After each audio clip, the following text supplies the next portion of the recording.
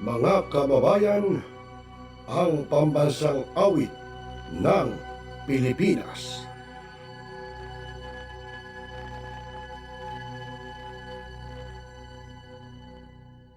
Mga kababayan, ang pambansang awit ng Pilipinas.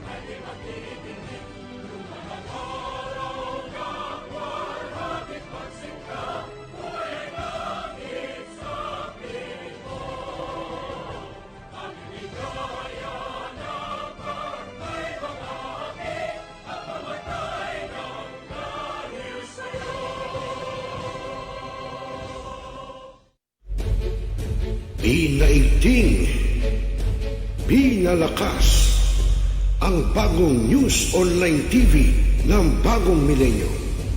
Millennial Online TV, ang katropa mo sa pagbabalita.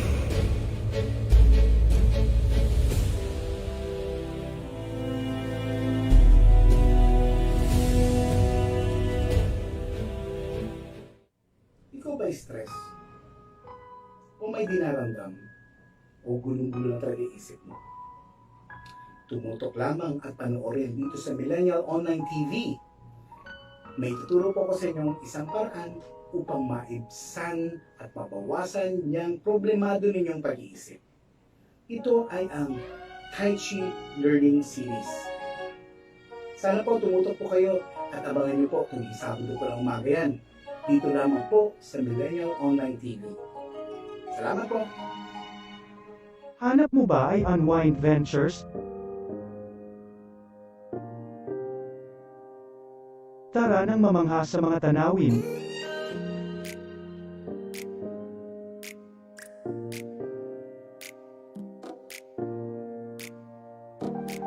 Ano man ang iyong travel goals?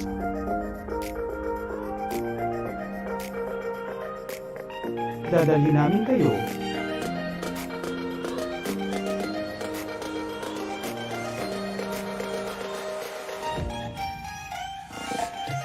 Sa unwind ventures at saya.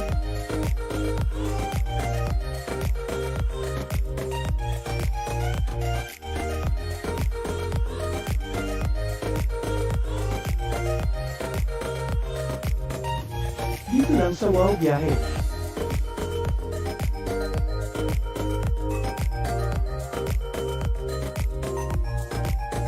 Kaya wow, di ba? Abangan dito lang sa Millennial Online TV. Mga katropa, tunghayan ang kusinero ng bagong milenyo, si Kuya G, at ipagluluto niya kayo ng masasarap na putahe ng pagkain.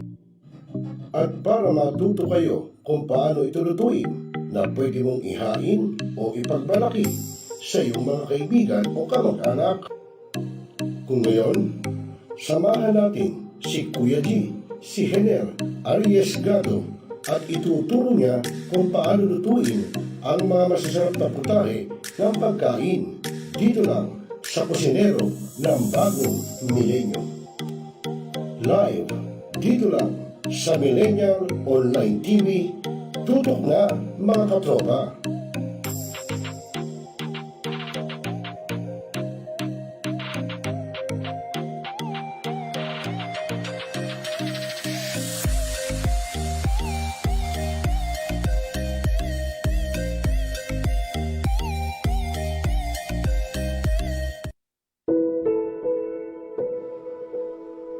Ikaw ba'y nag-iisa? Nalulungkot dahil iniwan at ipinagpalit, niloko ng iyong minamahal. Kung ngayon, i-type sa inyong mga cellphone, Facebook o YouTube man ang Millennial Online TV. Dahil nasa Millennial Online TV na ang online haralista ng bagong milenyo, si Randel Villados.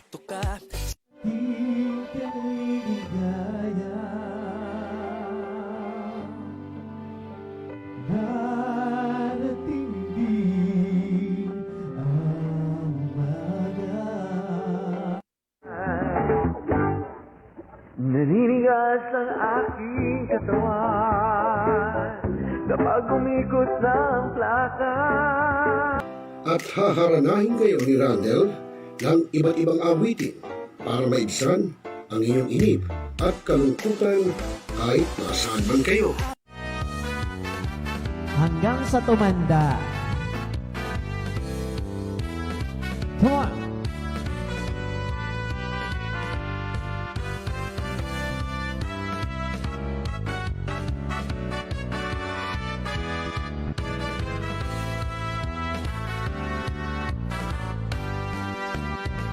Kung tayo'y matanda na, sana'y di tayo magbago. At pwede rin kayong makiduet kay Randel tuwing Sabado ng hapon. Tutok na! Tawag na mga milenyo! Araw-araw ikaw ang gusto kong kasama. Buhay ko'y kumpleto na tuwing nandito ka sa tabi ko o aking giliw. Mga pangyayaring naganap sa ating kapaligiran, mga balita sa buong isang linggo, ihimayin, iisa-isahin, dito sa Balitaktakan, aarangkada, kasama si Brian Enyosa, dito lang sa Millennial Online TV. Barangay, pangunahing unit ng pamahalaan lokal, kung saan dito pinag-uusapan ang bawat sigalon ng mga residente ng bawat barangay. Dito rin pinag-uusapan ng mga piling halal na opisyal na barangay ang mga proyekto para sa kanilang barangay. Kumustahin natin ang panunungkulan ni Kapitan dito sa Dama Barangay sa Millennial Online TV worldwide, ang katropa ng bawat barangay. At tinatapos ang ating pagpupulong.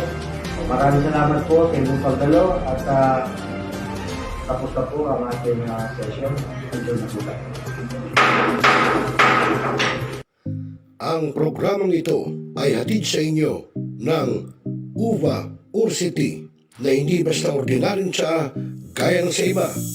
Dahil sa taglay ng OWIE, ang antibacterial, best natural antibiotic, gout, arthritis, neutralizes acidity, prostate problem, gives extra energy, improve stamina, boost the immune system, fight cancer cell, reduce bad cholesterol, normalize blood sugar level, detoxify toxins, infection ng bladder at kidney infections. Naghahanap ba ng mas safe at natural organic herbal na makakatulong para sa mga nararamdaman? O worried pa dahil hindi safe sa labas dahil sa sitwasyon ngayon? Worry no more! UVA Ursi Tea is the answer! The #1 medicinal tea in the Philippines by Best Venture for Beauty, Health, and Wealth. Hindi lang basta tea dahil talagang makakabuti para sa iyong kalusugan. Helps to boost immune system, reduces blood cholesterol levels, helps to normalize blood sugar levels, detoxify toxins, helps to reduce the level of stress and anxiety, at makakatulong para sa mga nararamdaman tulad ng mataas na uric acid, kidney stones, high blood pressure, UTI, at marami pang iba. Approved by FDA, kosher and CCOF certified, 100% organic, proven and tested, and no side effects. Be healthy and live life to the fullest with UVA Ursi Tea.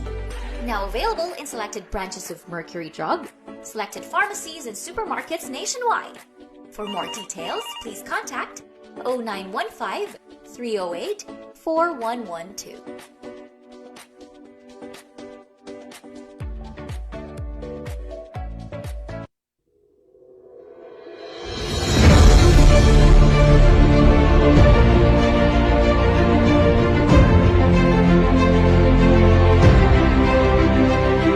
Other studies reveal that UWE also prevents hyperacidity and peptic ulcer by inhibiting the growth of what we call H. pylori or Helicobacter pylori, which has been found to be the most common cause of peptic ulcer.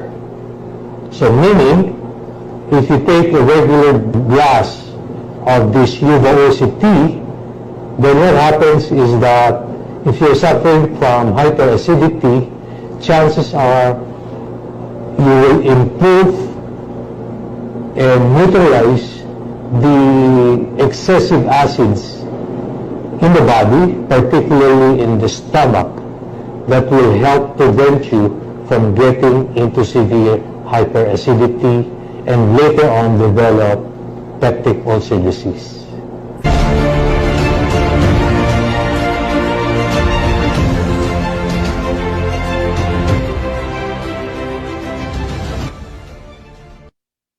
Ako po si Carolina Lopez, 35 years old. Pinanganak po ako sa Legazpi City, pero sa ngayon ako po ay kasalukuyang naninirahan sa Kainta, Rizal. Graduate po ako as a Bachelor of Secondary Education. Nagtuturo po ako sa loob ng 3 taon sa isang private school.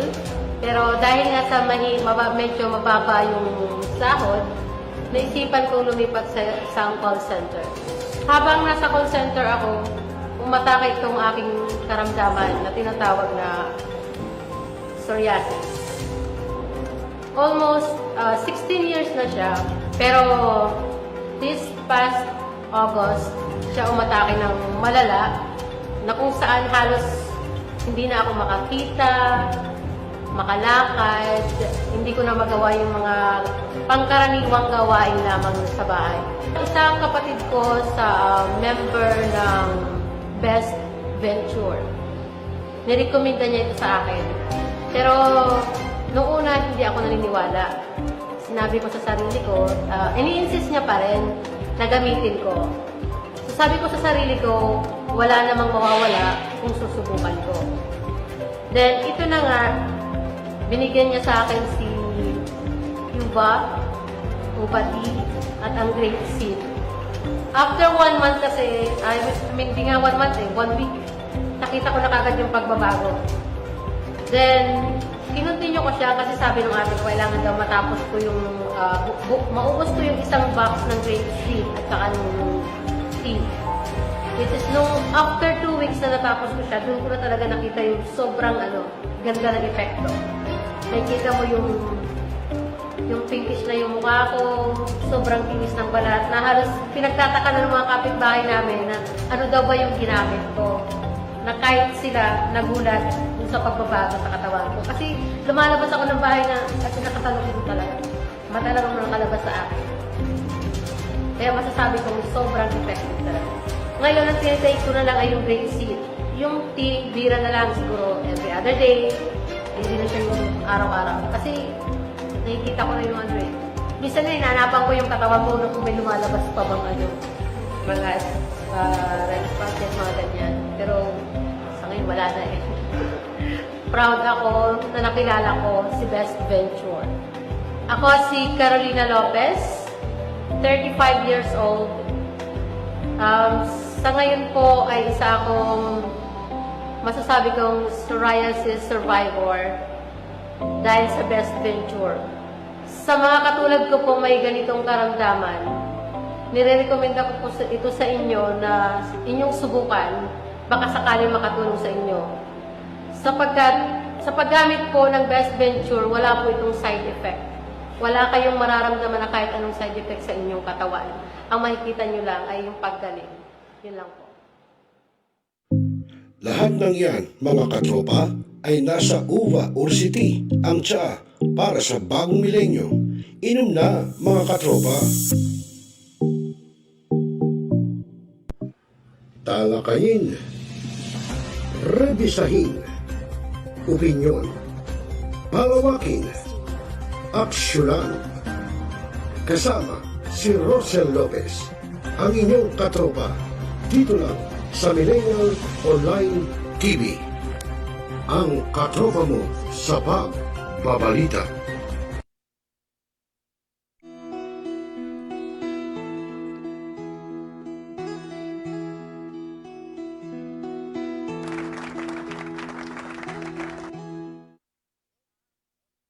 Ayun, nawala gripo ko. Magandang hapon mga kaibigan. Ngayon po ay araw ng Martes, ika-17 ng buwan ng Oktubre taong 2021. Alas 4:20 na panahon ng hapon. Medyo natraso naman kami ni Joshua dahil nagkuyakoy muna kami kanina doon sa baba. Talagang ganon. Okay mga kaibigan, ngayon po ay Tuesday edition ng programang Talakayin, Rebisahin, Opinyon, Palawakin, Aksyonan, Tropa. Siyempre, ako inyong lingkod, Kajaming, Kakosa, Kabarangay, Katropa, Kadabarkats, Rosel Lopez.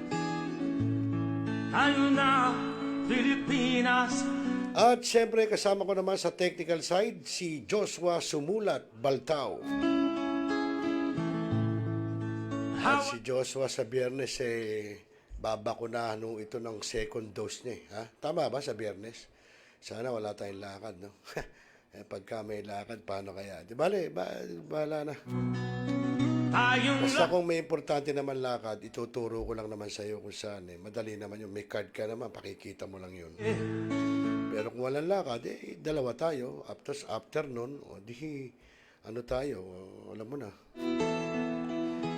Okay mga kaibigan, siyempre po ay kamusta na ba yung ating mga kababayan at tayo ngayon ay medyo maluwag-luwag na, no? Maluwag-luwag na po ang ating sitwasyon ngayon dito sa atin at ayon po sa mga impormasyon, no, na yung pong gobyerno natin ay extend ang COVID-19 alert level system sa labas ng NCR, no? Ibig sabihin po yung mga probinsya, no? At yun po daw 29 na eskwelahan, paaralan ay nag-back out doon po sa November 15 pilot face-to-face na klase ng mga estudyante. So hindi ko lang ma-itemize sa inyo kung ano-ano mga eskwelahan yon. At sabi naman ni Presidential Spokesperson Harry Roque na hindi mga senior citizens ay allowed na lumabas, magpunta sa mall, dito sa NCR under Alert Level 3. At Duterte ay inappoint po si Kitain as Chief Presidential Legal Counsel. Dahil nag-file nga po ng candidacy itong si Attorney Salpanelo. Why am I here? I am here because I love my country. At syempre bago tayo magpatuloy, batiin muna natin yung ating mga Dabarkats, no, na lagi nakatutok, nanonood po sa Millennial Online TV. Batiin natin yung, nakita kong nauna rito si Joshua Baltao. At siyempre si Maria Chari Lopez Sison, yung aking pinsan, buhat po sa Siniluan, sa lalawigan ng Laguna. Good afternoon sa iyo, Sampit. At ganyan din ang Balitang Rizaleño. Yan sa Rizal, medyo nung nakakaranahan dyan kami. Siyempre yung ating katropa dyan, si Nats Alforte. At yung pinsan ko, mukhang libre ngayon, wala bang pasok, pinsang Hill, Santiago, na nandun po ngayon sa KSA, no, sa Kingdom of Saudi Arabia, sa Middle East po. At ganyan din si Heidi Suarez. Si Ma'am Heidi Suarez biglang nanood. Ano kaya nakain ni Ma'am Heidi? Siguro busog to. Joke lang, Ma'am Heidi. Ikaw talaga. Binibiro ka lang. Nagkita kasi kami ni Chief, ni Master Montero nung nakaraan lang.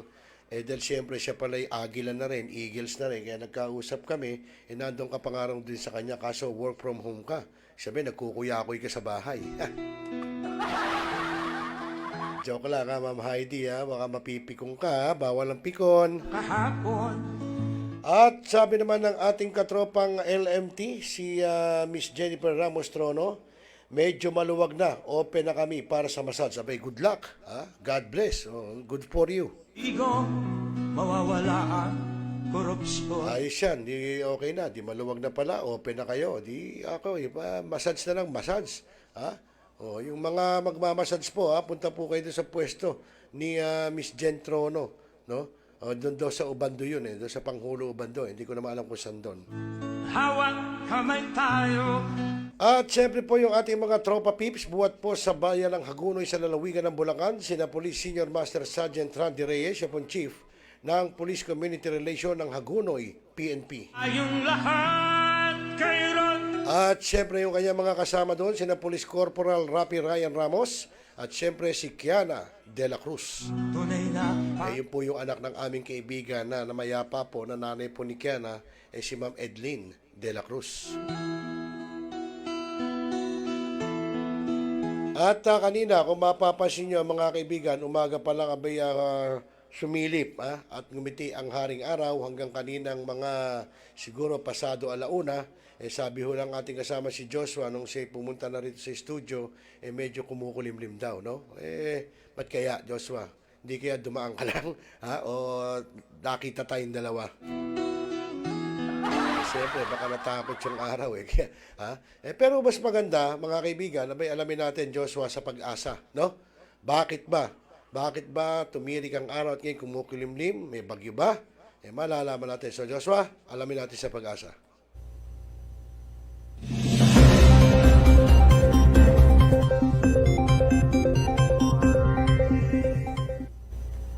Magandang umaga, narito ang magiging lagay na ating panahon sa araw na ito at maging sa susunod na 2 hanggang 3 araw. Patuloy na umiiral yung tinatawag nating northeasterly surface wind flow dito sa may bandang dulong hilagang Luzon. At basically wala naman tayong inaasahang bagyo na makaka-apekto sa anumang bahagi ng ating bansa ngayong araw. Asahan ng generally maliwanag sa panahon maliban na sa mga pulupulong mahinang pag-ulan dito nga sa may bandang Batanes at Babuyan Group. Sa natitirang bahagi naman ng Luzon ay mainit at medyo malinsangan. Kung magkaroon man ng mga pag-ulan ay dulot lamang ng mga localized thunderstorm. Minsan may mga kasama pang pagkidlat at pagkulog. Mainit naman at malinsangang panahon ang bubungad sa mga kababayan natin sa Visayas at Mindanao maliban lang sa mga ilang isolated rain showers na dulot ng mga localized thunderstorm lalong-lalo na sa dakong hapon o gabi. So pinapayaw pa rin natin yung mga kababayan natin na magdala ng payong, no? Dahil kung di mo proteksyon sa biglaang pag-ulan, lalo na sa dakong hapon o gabi, proteksyon naman natin sa init ng araw. Samantala, ang gale warning effective pa rin sa mga karagatan sa paligid nga ng Batanes, Calayan, Babuyan, sa northern coast ng Cagayan, sa Ilocos Norte at Ilocos Sur. Hanggat maaari, huwag muna pumalaot dito yung mga kababayan nating mangingisda at yung mga may maliit na sakyang pandagat. Dito naman sa natitirang bahagi ng ating bansa, sa silangang bahagi, inaasahan na magiging katamtaman hanggang sa maalon ng mga karagatan. Sa kanlurang bahagi ng Central Southern Luzon, katamtaman hanggang sa maalong karagatan din. Sa natitira namang bahagi ng ating bansa, banayad hanggang sa katamtaman, maliban na lamang kung may mga offshore na thunderstorm activity. At wala naman po tayong inaasahan na bagyo maging sa susunod na 2 hanggang 3 araw, kaya't patuloy nga yung generally maliwalas sa panahon dito sa Metro Manila, maliban na lang sa mga ilang pulupulong dagliang pag-ulan. Maliwalas sa panahon din ng bubungad sa mga babayan natin for the next 3 days sa Baguio City. Kung magkakaroon man ng pag-ulan ay dulot lamang ng mga localized thunderstorm.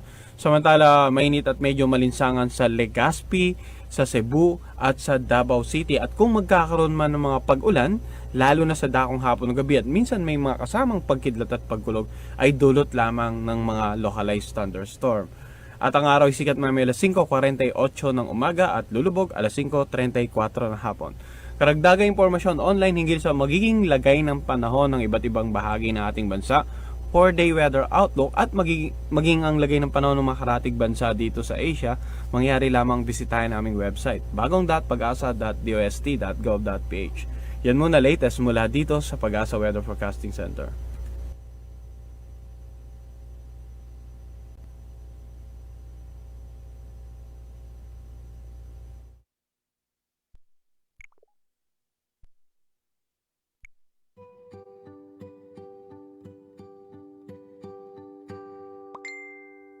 Oh, holy night, the stars are bright. Natawa si Joshua. Kita mo, Pasko na, Joshua.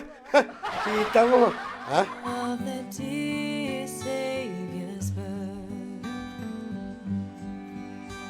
Kaya bukas makalawa, Joshua, maglalagay tayo dito ng design, palamuti, na pampasko, mga Christmas light, para maganda dating, Till he appeared. Aba, nanonood na sa atin ngayon si Rebecca Cruz, si Friendship, at siyempre si Boss Ricky Del Rosario, at ganyan din si Sarah Jane Lim Pineda. Oy, Joshua, nag-birthday di ba kahapon yung kanyang asawa ni Sarah, si Boss OWIE, ha?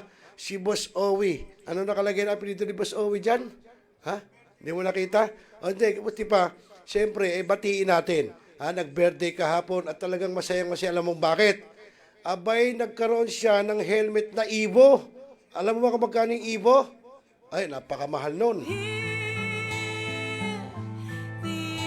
Ang mahal kaya ng helmet na Evo? Ha? Mahal yun, Joshua. Bibihira na kakabili nun at ibibili. Ha? Buti pa, batiin natin ang happy birthday si Boss OWIE. I-plus mo yung litrato niya, yung picture niya. Nadala-dala pa yung helmet. Okay, ha? Boss OWIE, happy birthday at many more birthdays to come. Ha? At baka bukas makalawa, mahiram ko yung helmet mo. Okay? Batiin muna natin si Boss OWIE.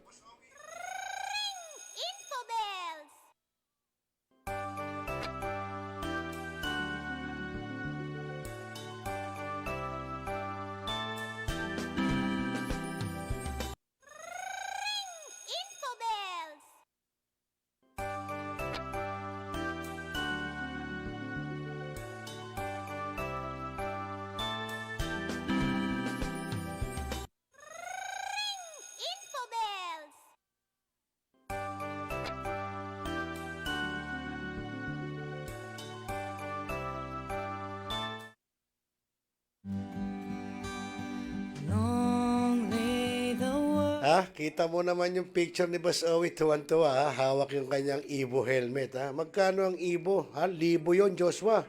Siguro ko kung mga 8,000 lang meron yon. Abay, bibihira nagkakaroon ng Evo. Happy birthday sa iyo, Boss OWIE, at sana'y hindi man ako nakatikim ng handa mo.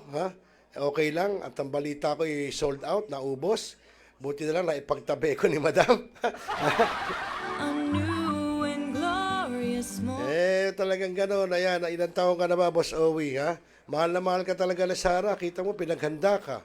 Ha? Binigyan ka ng Evo helmet. Ha? Binilang ka ng NMAX. Saan ka pa? Ha? Bibihira yung ganyan, Boss OWIE, ha? Kita mo naman, ha, kung gaano ka kamahal ni Boss Sarah. Ha? Sipin mo, pagka lamang uuwi, kailangan kasama ka. Kapag maliligo, kailangan kasama ka pa rin. Ha? Talaga naman. Aba, nanonood sa atin si Josar Lasin, yung ating audio engineer. Abay, wala yatang lakad at pakuya-kuya-kuy ngayon. At nanonood rin sa atin yung aking pinsan, yung aking sampit, si Police Lieutenant Ricky Lopez. Diyan po sa 418 sa Antipolo City sa Rizal. Yan, ha? Nawala, ayun. Parang malungkot yata, Joshua, yung pamasko natin, no? Palitan natin. Pangit yung pamasko natin. Hanap tayo na medyo maganda-ganda, na medyo masaya. Medyo masaya. Para naman kahit paano, maganda naman yung ating, yan. Yan! Biglang tumawa si Joshua, mukhang Oh, ano na may pinagkititira mo, Josar? Anong ampunin mo na ako? Bakit? Sanggol ka ba? Galing ka ba ng Hospicio de San Jose? Sarap nga ng buhay mo dyan. Papihit-pihit ka lang dyan sa Stanley. Ampunin, Ikaw nga ang sarap-sarap ng buhay dyan. Paupo-upo. Pihit lang ng pihit. Kita na.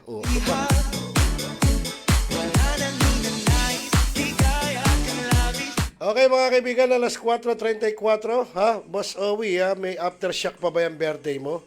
Abay, kung may aftershock bukas, pwede ko dumaan dyan. Hindi naman ako mapili, okay na yung paluto ka na lang kay Boss Sarah ng sisig dyan, special sisig. Dagdagan mo na lang ng konti, pwede na yun. Okay na, dyan man ako nakakain ng handa mo. Na-miss ko na yung sisig kaya bukas, yun na lang, Boss OWIE. Si Sarah, hindi na sumagot. Okay, alas 4:34 na mga kaibigan ng hapon, Philippine Standard Time. Abay, tuloy-tuloy tayo siyempre dito sa programang Tropa. At siyempre ako pa rin ang inyong kasama, Rosel Lopez. At sa technical team, sa technical side, kasama pa rin natin si Joshua Sumulat Baltao.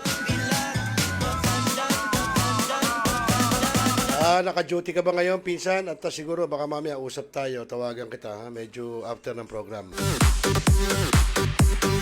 So wala na tayo nakapending, Joshua, no? Buti pa tanggapin natin ang report, no? Ni Jassy Sarip, no? Ito po'y tungkol sa mga accomplishment po ng PNP Anti-Kidnapping Group. Kung di ako nagkakamali, dyan po ito sa Bicol, no? Okay, so tanggapin po natin ang report ni pangalan nito? Ni Jassy Sarip. Millennial Online TV News Update.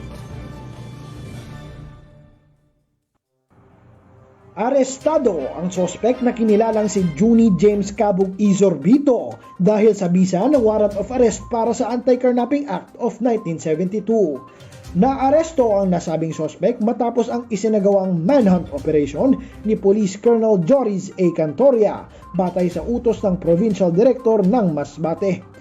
Nakipagtulungan naman sa kapulisan ang mga tao sa kanilang lugar upang matunton ang sospek. Sa ngayon, ang sospek ay nasa kustodiya na ng Masbate Central Police Station Lock-up Jail para sa karagdagan pang dokumentasyon at commitment order. Dagdag pa rito, ayon kay PNP Police Regional Officer 5, Regional Director Police Brigadier General John L. Estomo, unti-unti na nilang nakikita ang epekto ng kanilang pagsisikap na maaresto ang tinutugis nilang mga kriminal. Jassy Sarip para sa Millennial Online TV. Ang katropa mo sa pagbabalita. Millennial Online TV News Update.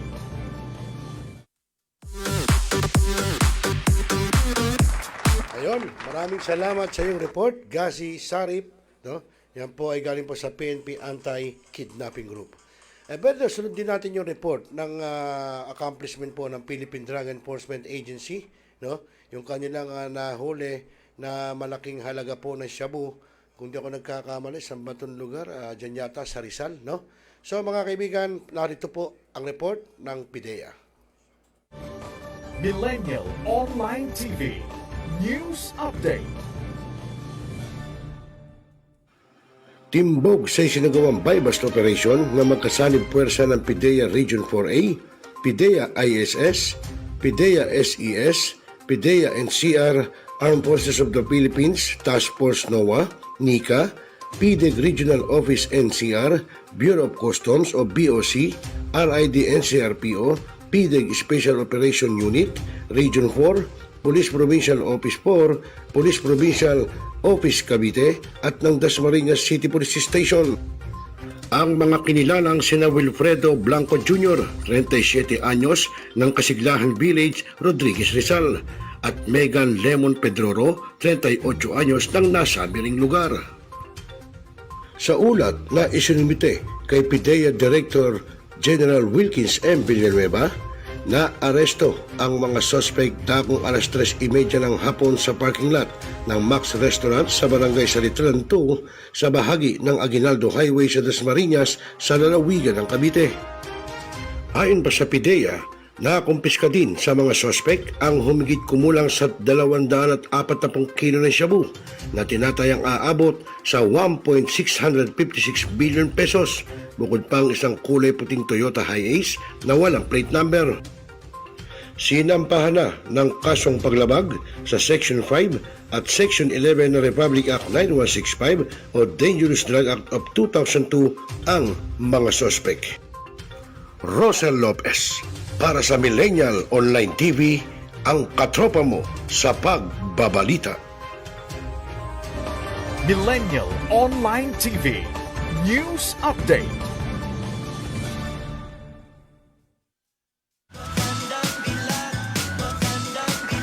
Ako pala yung nag-report. Kala ko si Joseph. Okay, magandang hapon ulit at alas 4:39 na po ng hapon, Philippine Standard Time, at magandang hapon din kay Kuya Danigo. Nanonood din po sa atin, good afternoon, at yun, kay Police Lieutenant Ricky Lopez, yung aking pinsan. Okay, so yun mga kaibigan, mamaya Sara, after ng video na itutunghay natin, kasi po itutunghay natin ngayong araw, yung pong Talk to the People ni Pangulo Rodrigo Duterte, kung saan po na talagang mainit na ang Pangulo, no, kay Senador Dick Gordon, no? Ewan ko, sino may kasalanan, para maging ganong kagalit ang isang tao sa isang tao. Siguro talagang mabigat, no? Kaya hanggang until now ay may sinasabi pero ng Pangulo. Pero mamaya yan, mga kaibigan. Okay, at siyempre binabati rin natin yung ating kaibigan, yung ating katropa, buhat pa rin sa Hagunoy po, si Cap Mayor Mila Lacap, na ngayon ay busy sa pag-iikot doon sa kanyang mga constituent. Dahil nung nakaraan ay nag-meeting po sila, nag-team building, ang team Voltes 5 ng Hagunoy. Yun po yung grupo nila Kapitana o ni Cap Mayor Mila Lacap. Nakalimutan na nga ako, Joshua. Hindi na tayo naalala dahil sobrang busy raw. Anyway, talagang ganon. At naintindihan natin yung ganyan naman talaga mga politician, natural kailangan mag-ikot, di ba? Gumawa ng serbisyo publiko, gumawa ng public service.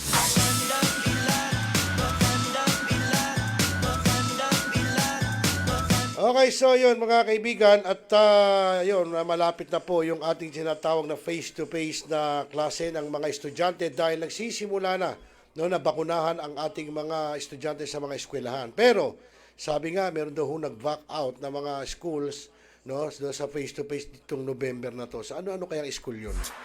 At ang tanong, bakit po nag-back out? Dahil ba wala pang bakuna? Or paano? So, yun hindi natin alam. Pero katulad nyo, mga senior citizen, pwede nang lumabas. Pero, dapat samahan din po ng mga nakababata. Hindi po pwedeng pabayaan natin yung senior mag-isa lumaka, di ba? Kailangan samahan din po. Hindi ko mo pwede na magpunta ng mall, etc. Papabayaan din lumakad ng mag-isa. Kaya dapat samahan pa rin po ng mga nakakabata. At yung ibang dyan, open sesame na, wag po tayong pakampante. Kailangan yung ating health protocol sa isundin pa rin. No? Yung paghuhugas ng alcohol, magbaon ng alcohol, pagsusot ng face mask, pagsusot ng face shield. Baka mamaya kasi, akala nyo, kung okay ng ganyan, sige naman kayo, wala na kayong mga health, hindi na kayo sumusunod sa health protocol, saka yung mga social distancing. Sa bagay, tama naman yung social distancing eh. Ba't kinakailangan mo makapag-dikitan kung kanino, di ba Joshua? Maliban na lang kung maganda. Pwede mong dikitan, pero kung namang pangit, didikit ka ba Joshua? Natural, hindi. Hindi, ibig ko sabihin, walang joke. Yung social distancing dapat talaga, no? Lalo na pag nasa labas, hindi naman natin kilala yung mga makakasalubong o kung sino man. O pagpalagay na kahit katropa natin, nagkasalubong. So hindi kinakailangan nung yung magbeso-beso, etc. Okay lang, magbatian, kung magkamayan kayo, kung gano'n ang kamayan, di ba Joshua? Gano'n, di ba? Pwede na yun, okay, gano'n. Okay na yun, dati rin. Huwag tayong magpakampante, baka kumo okay na eh. Mag-beso-beso kayo doon sa labas. Hindi ho ganon. At syempre, social distancing, mas maganda rin yun. Baka mamaya, yung kausap nyo, hindi kayo nakadistansya, yung talsik nun lumalaway, no? Pagka yung talsik nun lumalaway, baka mamaya, wala ka pang face shield, paktay ka na. Paano kung meron tama ng COVID yun? O, di yari ka. Okay, alas 4:43 na po ng hapon, Philippine Standard Time. At ngayon, mga kaibigan, tunghayan na po natin yung, wala na ba tayong iba, Joshua? Yun na lang, At tunghayan po natin yung report to the people, o talk to the people, ng Pangulong Rodrigo Duterte. So, kayo, bahala kayo mag-comment kung ano masasabi yun na until now, talagang gigil na gigil ang Pangulo, kay Senator Dick Gordon. Hindi ko sinasabing pinag-iinitan, baka talagang something na meron talagang hindi dapat ginawa si Gordon o sinabi, no, na patama sa administrasyon, partikular kay Pangulong Duterte. Yun ang para sa akin, Kasi ako, katulad ko, kay Joshua, okay kami. Hindi ako para mamuhi kay Joshua nang walang ginawa sa akin si Joshua. Di ba? So, ganun lang ho yun. Halimbawa, ito si Pinsan Ricky ko. Di ba? Okay ako sa kanya ngayon. Biglang nagalit sa akin si Pinsan Ricky. Ibig sabihin, may ginawa ako sa kanyang masakit, hindi tama, no? Kaya ganun. Hindi ka naman kasi para magsalita pag sabihan mo isang tao na hindi ka galit Ibig sabihin na mabigat ang kasalanan mo, Joshua. Kaya ikaw, Joshua, kailangan maging okay ka, balansi ka, Huwag yung makikinig ka sa sabi-sabi. Dahil ibig sabihin doon, walang bait sa sarili.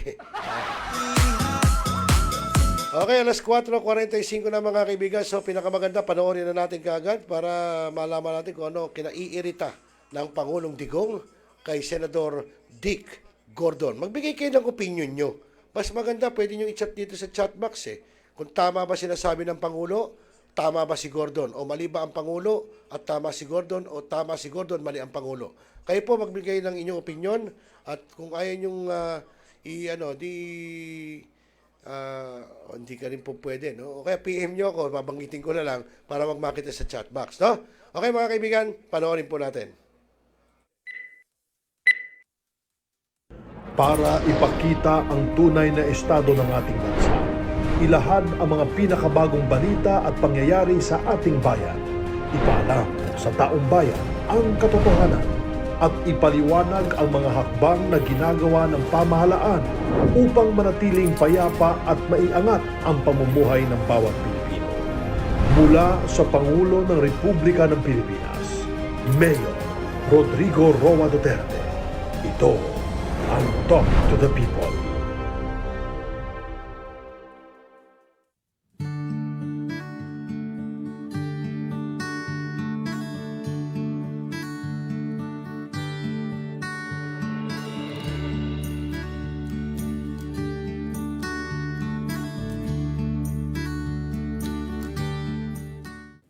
Thank you for joining us for tonight's Talk to the People as we discuss the latest issues, updates concerning our pandemic response efforts and other issues surrounding our country today.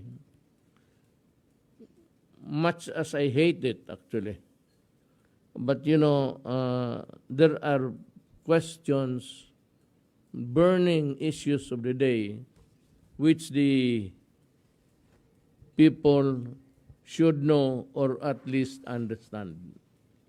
Bakit ba nagkagulo ito? Anong nangyari? Well, in the September 17 Senate Blue Ribbon Committee hearing, Senator Gordon, in his opening statement, admonished the government for acting too quickly in buying much-needed medical supplies during the start of the pandemic. Again, I say again, Gordon admonished government for acting too quickly in buying much-needed medical supplies during the start of the pandemic. I really cannot fathom how this matter has now become the subject of an inquiry. Did I hear you correctly, Dick? Are you saying that the government should have moved slower than we did? Hindi ko makuha ang takbo ng utak mo. Anong klaseng argument dito? There was a pandemic. Everything was supposed to act fast, promptly.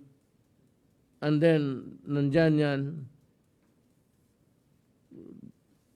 Bayanihan 1, which Congress passed, was very explicit. Government can undertake negotiated biddings because the situation demanded it. So, ngayon, bakit, why are you trying to cook something there? We do not know what are the ingredients that you are mixing up, and we are at a loss really of understanding the Senate now. May I remind you that we were at the height of the pandemic. Ubusan na ng supply ng medical equipment. Nakipag-agawan na tayo sa supplies sa ibang bansa. You know that. Well, if you are not aware of these things, then I'm sorry. I am just, I am just a cheap provinciano politician. But my job is to correct and go after public officials, senators, na yumaman dahil sa pangurakot. And I can show to you now why you are one of them. We needed masks, the PPEs right away, even when supply was scarce. Government acted fast in order to protect our health workers and save lives. It was the race of time. Alam mo yung mga doktor natin, mga frontliners na nagbabagsakan na. And there was a public outcry for government to take immediate action. Mabuti ka kayo dyan, makaupo lang because it is not your job. It is your job to criticize. If it is slow, then if it is fast, you criticize also because it is fast.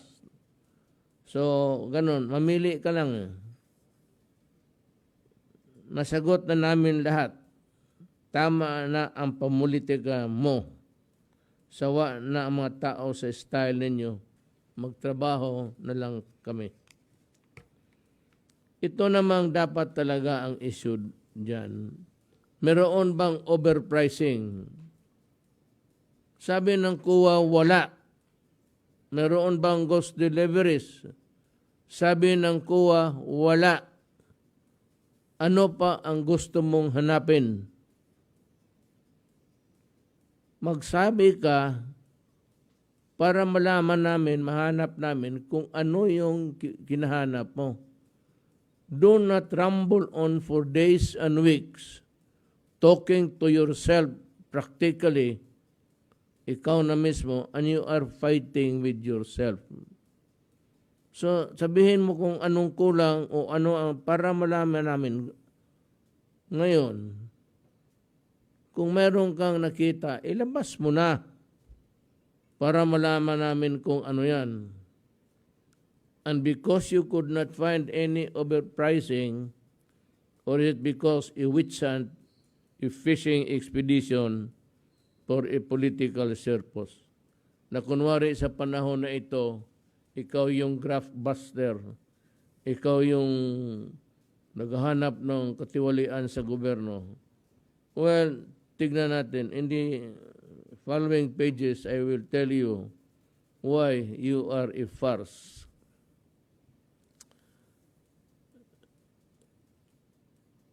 Is the ongoing inquiry truly in aid of legislation? Or is it for political purposes? The simple fact is that the Blue Ribbon Committee has failed to produce anything to prove its accusation of corruption. Alam mo, Dick, madali masyadong, it's easy to accuse. It's easy to accuse somebody, government, just for mileage. Kilala kita eh. You have been there for so many years. Wala akong nakita, well, except for ditong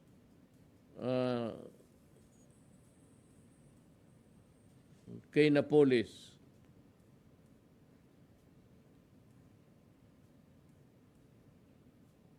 Gusto kong malaman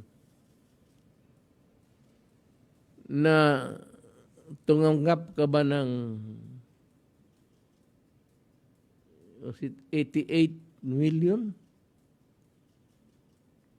sa PDAF mo? Ito, kung totoo lang, inidikit mo sa PDAF, pinarking mo doon yung PDAF mo.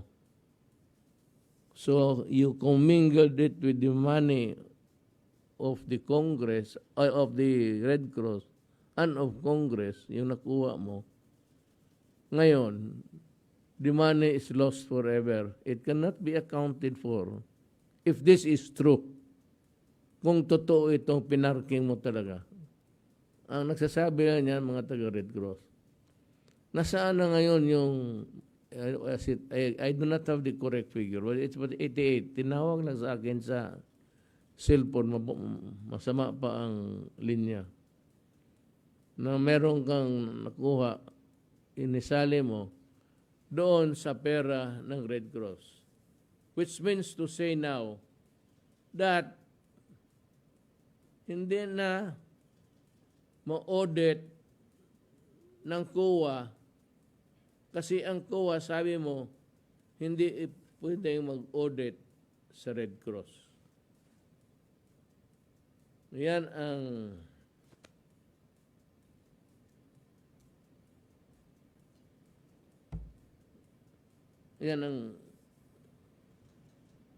kung totoo ito, kung hindi totoo, patawarin na po. Pero kung totoo ito, you must answer it. Because I am really going to insist that COA conduct an audit sa Red Cross. You cannot escape that constitutional mandate. As a matter of fact, the mandate that you have to give me a yearly report of COA's wrongdoings or anong ginawa, hindi mo binigay. Doon ko pa sana nalaman.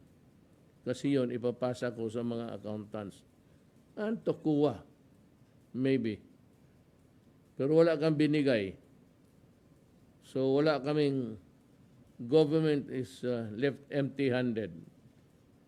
Paano, sige kahabol ng tao na korap. Paano ka namin habulin ngayon? Korap ka rin eh. Sabi ko nga, I am a chief politician. You are correct. I am a probinsyano. You are correct. Pero our mission here, by joining government, is to go after politicians like you who have enriched themselves, milking government of its resources.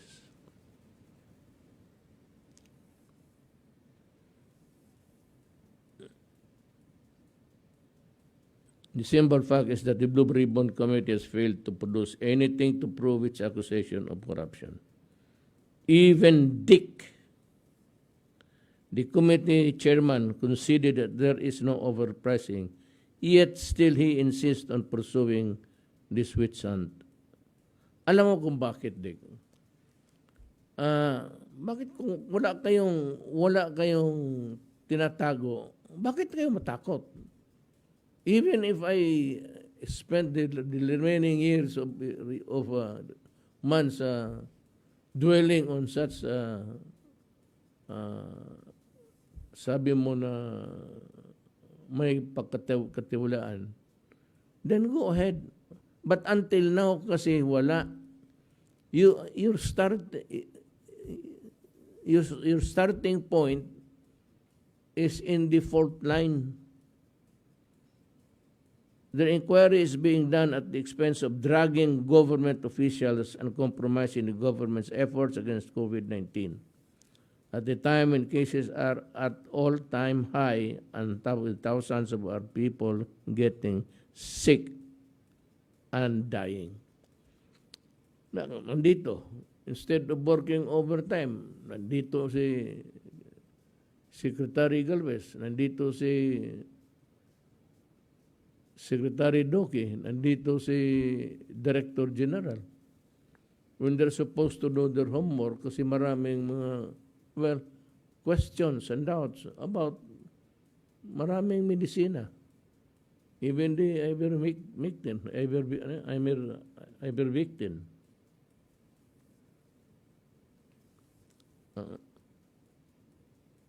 Ito talaga ang gusto nilang o gusto mo dik mangyari. Sirain ang pangalan ko at ang aking administrasyon at guluhin ang COVID response ng gobyerno dahil malapit na ang alam ko kung anong gusto mong takbuhan. Gusto ko nga mag one-on-one sana tayo kung may posisyon lang. Baski barangay captain na lang sa inyo. Your intentions are clear as a day. Important facts clearly presented in the recent hearing in the House of Representatives include statements made by the Commission on Audit and I reiterate, for those who could not still accept the truth, walang overpriced na binili, walang na-deliver lahat ang binili, nagbayad lang pagkatapos na-deliver ang mga binili. Ngayon, ginalagari mo talaga kung anong gusto mong makita. Akala namin it was really just a simple truth of finding out whether there was really prompt deliveries, prompt payments and all, and everything was in order. It appears to you now as you are grinding something that is really politics. Dick, sabihin ko sa iyo, I will show you why in the next pages. Are you really a lawyer? Dick, maybe you should review your procedural law. Because if you do know the law, you should just have stopped and elevated it to the courts. Baski na with the presence of the COA saying that nothing is wrong. You can still go to the courts and file the cases if you want. You have the ombudsman. You can go for civil actions to recover the money. Anything that is possible that a lawyer can think of, especially if he is bent on not really cracking anybody's head, but cracking your own ears. I'd like to lahat na lang, even the lower house has joined the fray. I think simply because nakikita nila that you are wasting the time of everybody.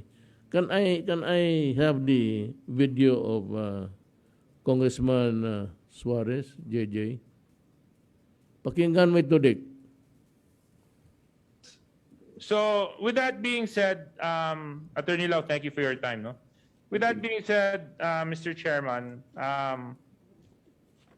kaya ko po gustong i-stress yung point na ito ay unang-una po ay pinalalabas po kasi na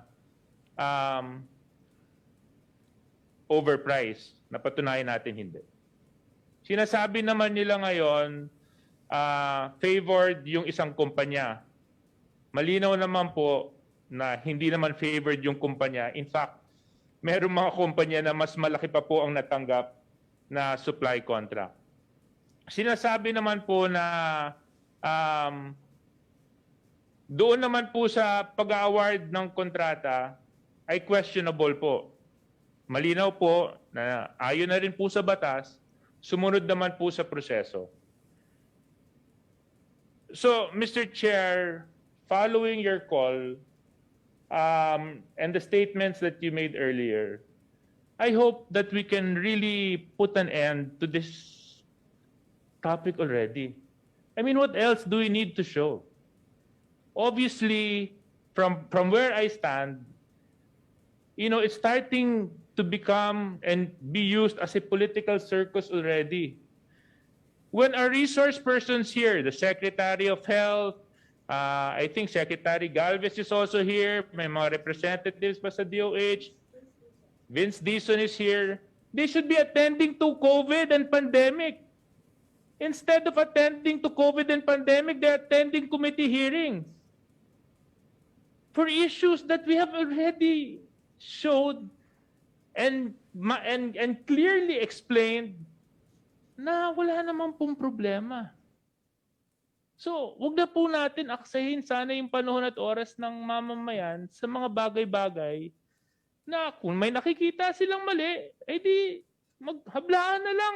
Kaso lang, tutukan natin yung problema ng bayan, which is COVID response and the pandemic, Mr. Chair. So again, Mr. Chair, thank you. My time is up, but I will again request that I be included in the next round. So, Mr. Chair, before I end, I would like to congratulate you earlier on your statement of courage and bravery in handling the Committee of Good Governance. Thank Maraming you. salamat. Thank you, Congressman Suarez. Thank you again for your kind words. Next to interpret is Congress. Oh, yun na yun sa lower house.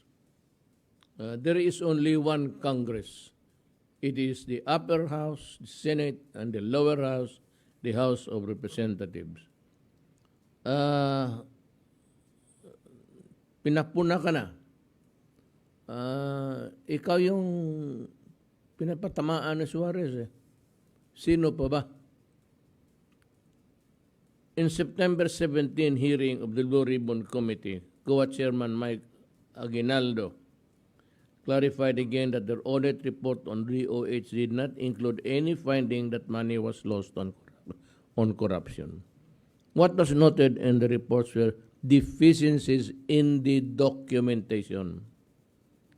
The absence of documents does not necessarily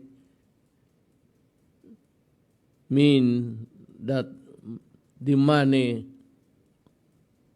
is lost. What was noted in the report was deficiencies. Yun lang, deficiencies. Also, Chairman Aguinaldo said that on the PSDBM audit report, there was no mention of overpricing. The audit had to do something with the inventory management and not overpricing of medical supplies. On a very important note, Mr. Aguinaldo explained that the audit is an ongoing process, meaning the agency is concerned is given to comply with the recommendations. According to him, DOH already submitted to them their action plan addressing some of the recommendations of the auditor. Chairman Aguinaldo noted the resolutions of the different issues will come, not all the time, not at the same time, but one by one. But what is important is there may be some action plan to undertake. This is the rightful resolution of these issues. Our agencies will comply with the deficiencies and recommendations as provided in the process. Sadly, however, what others did was to blow these audit reports out of proportion and skewed the information to paint a picture of massive corruption. And these others call themselves senator. Mabutit na lang nagsalita na si Chairman Aguinaldo. At para hindi na namin, I said, I cannot really fathom what you are trying to prove. In the continuation sa Blue Ribbon Committee, in order for the hearings to be honest and fruitful, the Blue Ribbon Committee must treat all resource persons with utmost respect by giving them adequate time to speak and by avoiding any premature judgment. Yan ang pitfall mo sa pagkasenador. Hindi mo naintindihan talaga ang trabaho mo. And you have lost that, alam mo, di pag mahusay ka kung mag-one-on-one ka ng kwento dyan sa koridor, sa labas. Pero once naupo ka na, manabang mo na yung givel, nag-iiba ang anyo mo. Ano ka na, yung basta, you just simply melt into a kind of a despot. Saang hindi mo pinapatapos ang tao, tapos iniinsulto mo.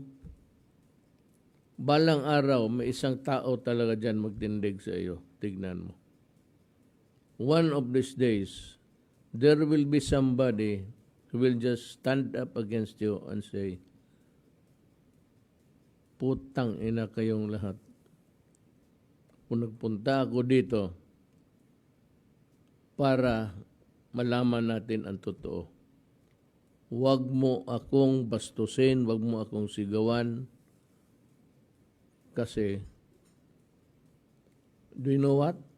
Yun ang advice ko doon sa mga military. Keep the dignity of your rank as being soldier. Huwag kayong pumawag na sigaw-sigawan kayo ni Dick Gordon. Just stand up and go out. I said if the sergeant at arms i-detain ka, then once I hear about it, I will go to the Senate and get you, extract you. Yan talaga ang mangyari. Then, Senator Gordon, we will be having trouble in government. Then, Mr. Gordon, we will be having a crisis.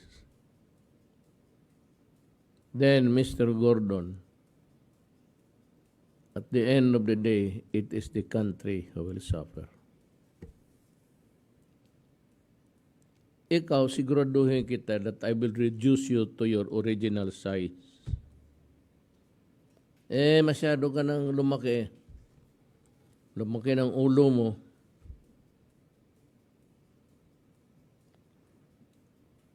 So it's about time na,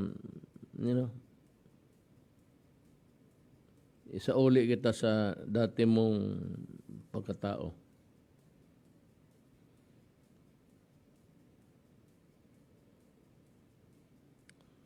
Up to now, the Senate Blue Ribbon Committee has not clearly articulated what could be the possible needed statute that prompted the need for this inquiry.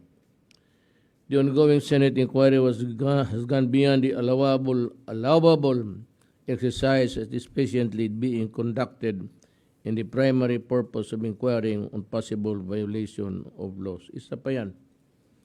Hindi mo alam.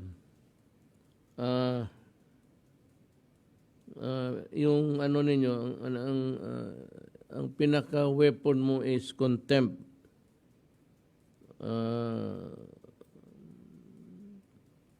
Hindi malaman ng tao kung magsagot siya o hindi, o magkamali, o hindi siya sumunod sa theory mo. Ayan, takot, i-contempt. I said, one of these days, basahin ko lang para sa atin lahat, pero abogado man tayo. In the same ruling, the Supreme Court referred to a case of John Watkins versus United States of America, whereby it is upheld that, I quote, nor is the Congress a law enforcement agency or a trial organ. These are functions of the executive and judicial departments of government. No inquiry is an end in itself. It must be related and in furtherance and of the legitimate task of Congress investigations, particularly solely for the personal aggrandizement of the investigators or to punish those investigated indefensible. Aggrandizement conducted solely for the sole purpose of aggrandizement. I will reiterate, if the Senate Blue Ribbon Committee thinks it has gathered enough evidence of corruption or malfeasance from its current inquiry, then by all means bring your case to the Ombudsman or to the proper courts. Huwag kang magpalangoy-langoy dyan araw-araw. Dinadamay mo lahat ang, ano ba ang tingin ng pardon to the other senators. Alam ba ninyo ang tingin ninyo sa, magtanong kayo dyan sa, hindi na ako, I will not offer anything, any statement. But if you really want to know how people size you up, then kindly go out and magtanong ka dyan sa ordinaryong tao kung anong tingin nila sa inyo.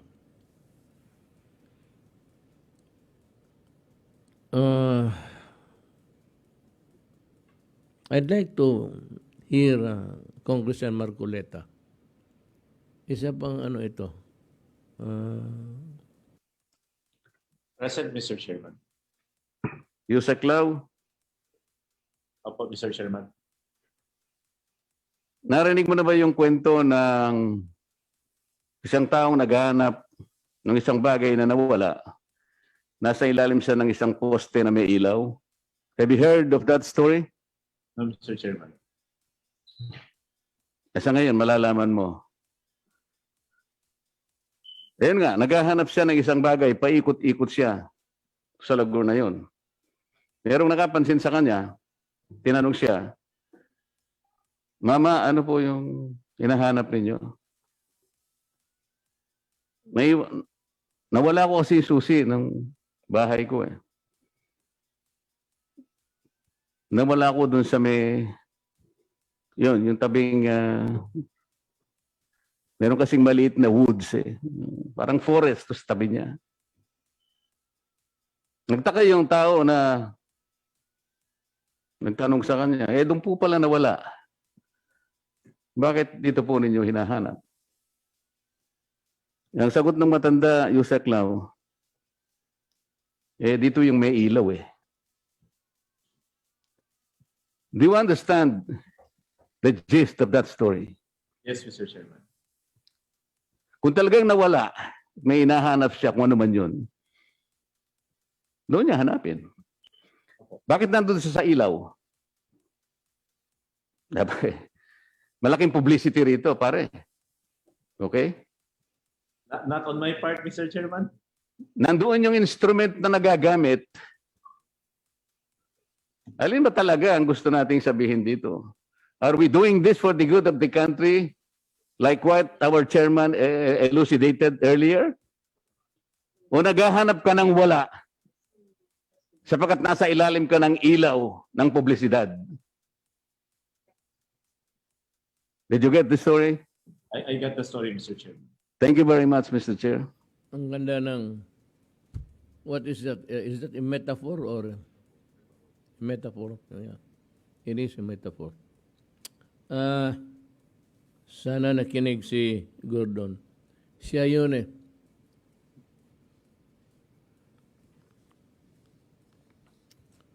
Now, let's go to the Philippine Red Cross. When I asked for an audit of the Philippine Red Cross by COA, it is with legal basis under the Constitution and Republic Act number 172 of the Philippine Red Cross Act of 2009. Alam mo, kailangan ko ipaimbestiga ang Red Cross for a host of reasons. Pero una niyan, pera. Sabi ko nga, I want to know if yung PDAF mo, ibinigay mo doon sa Red Cross, inidikit mo, so that pag na-commingle na yan sa funds, there can never be an audit in your theory. Kasi hindi pwedeng mag-audit ang COA sa Red Cross.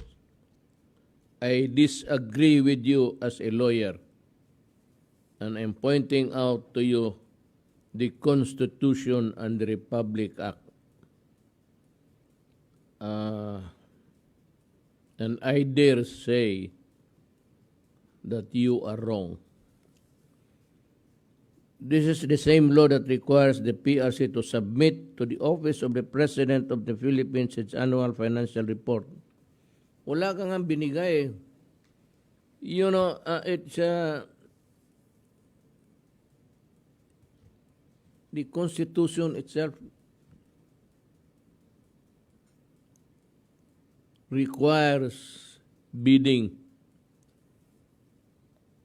for every centavo that goes into the private hands for the purpose of charity, yung mga, itong Red Cross, a very laudable entity. Kaya lang, all these years, hinawakan mo, you squat on it and destroyed everything, including its credibility. So I ask again, Where is this report? In all my years as president, I have not seen even the shadow of that law-mandated report. That is actually an omission. That is something which you failed to do. At huwag mong sabihin, wala kang responsibilidad yan.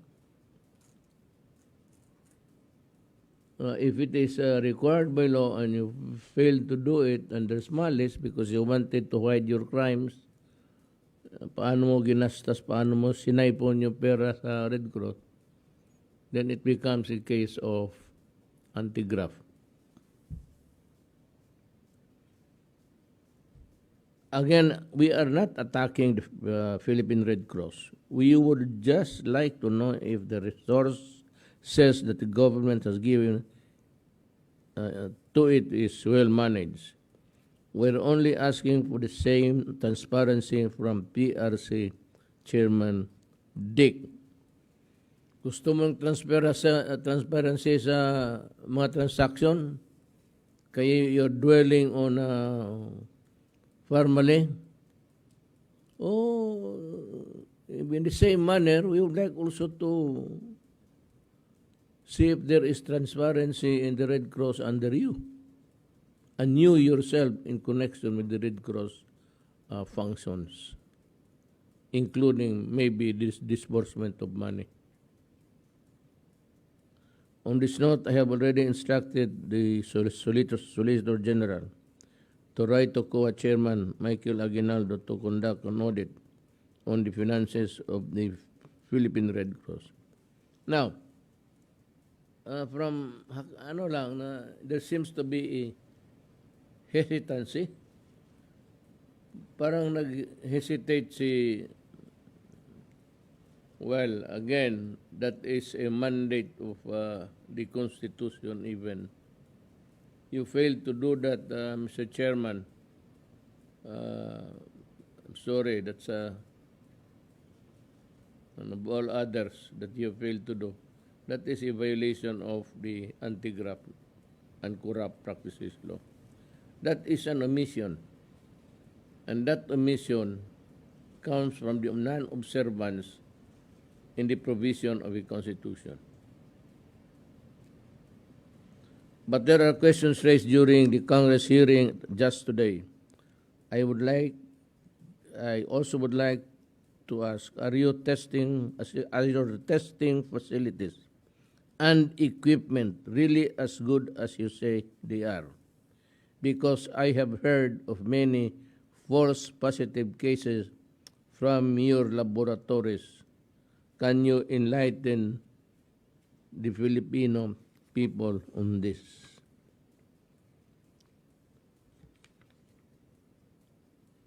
I was informed that 44 out of 49 or 89.79% of total hospital personnel who tested positive in PRC Subic turned out negative in another molecular laboratory. Nataas ito, Dick, ha? 44 out of 49. But in another test,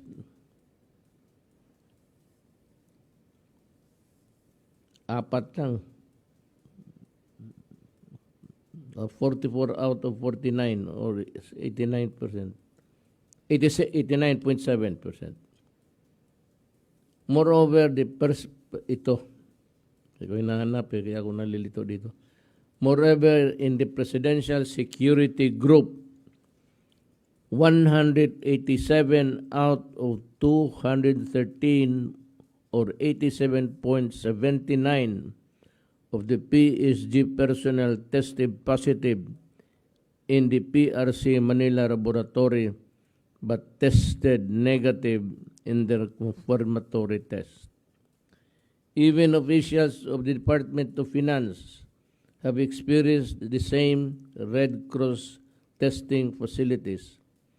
Positive today, negative the following day and the day after. Alam mo kung sino ito? Basahin ko, ha? I have here the list of Department of Finance workers who tested false positive. I will begin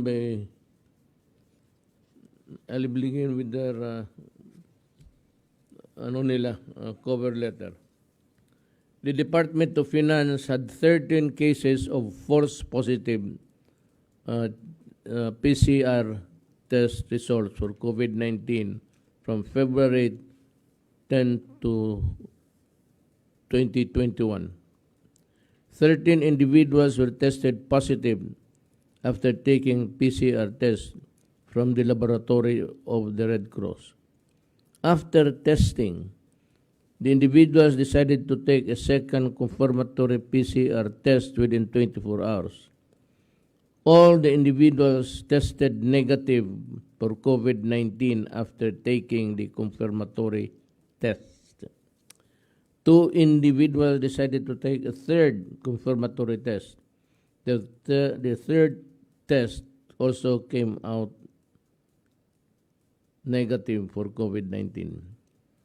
As such, we have concluded that the positive results received from the first RT-PCR swab tests in the Philippine Red Cross may be classified as false positive. The false positives in the Department of Finance may be even higher, given that not all who tested positive but were asymptomatic took a confirmatory test due to financial reasons. Yan ang masakit. We acknowledge that the PCR test may not be 100% accurate. A Harvard article, Robert Sherling, MD, states that most false positive results are thought to be due to lab contamination or other problems on how the lab has performed the test, not the limitations of the test itself. Ang mahirap nito, Dick, is paano yung mga tao na tumanggap na lang sa PCR test ninyo na positive sila when all along negative sila, but because walang pera at hindi masyado di-meet an assertive ones, pasunod-sunod na lang, and had to endure a confinement of 2 weeks when all along tested negative pala sila. Yan ang problema mo sa Red Cross. Problema ka na, problema pa ang Red Cross sa iyo. Because of this information is accurate, then maybe the DOH must investigate this matter. You could be putting more people at risk. You could be falsely adding to the total positive cases per day of this country. Ilan yung nadagdag doon sa positive sa isang araw, daily attack, na negative, nasali na doon sa numero na pakarami na ang nasakit. How sure are we now in our figures in the veracity and truthfulness of the test combined? Marami man rin nagpunta dyan sa Red Cross. How do you backtrack? If it is impossible, what do you intend to do? Ang mahirap kasi niyan,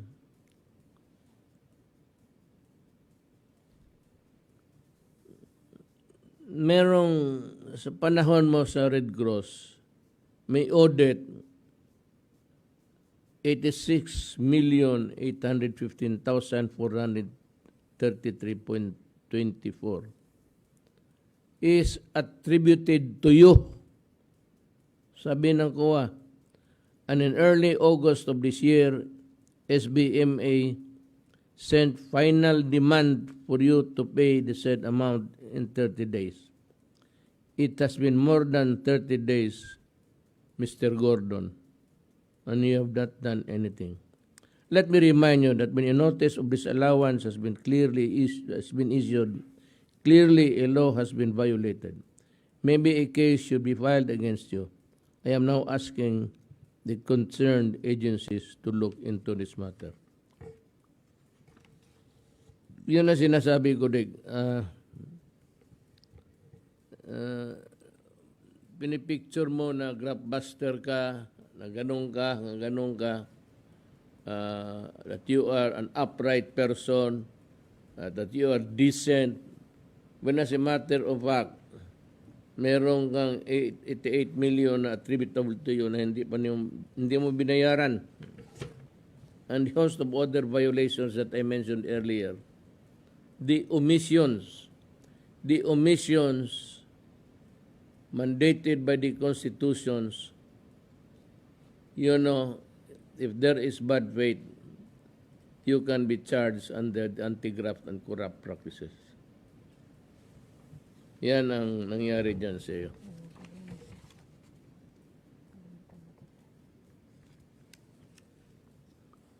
Ito, since that you can also tell us about your disallowances while you were in SBMA. The COA identified you as one of the accountable persons directed to reimburse or return the disallowed amount, which totals 140 million. Of this amount, 86 million 815,443. Paano ito ngayon, Dick? Where is now the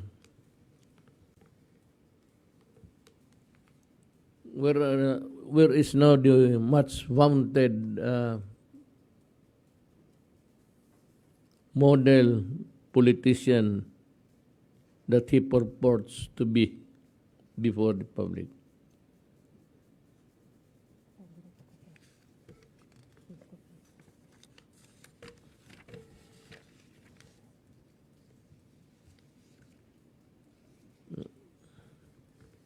Now let's go to the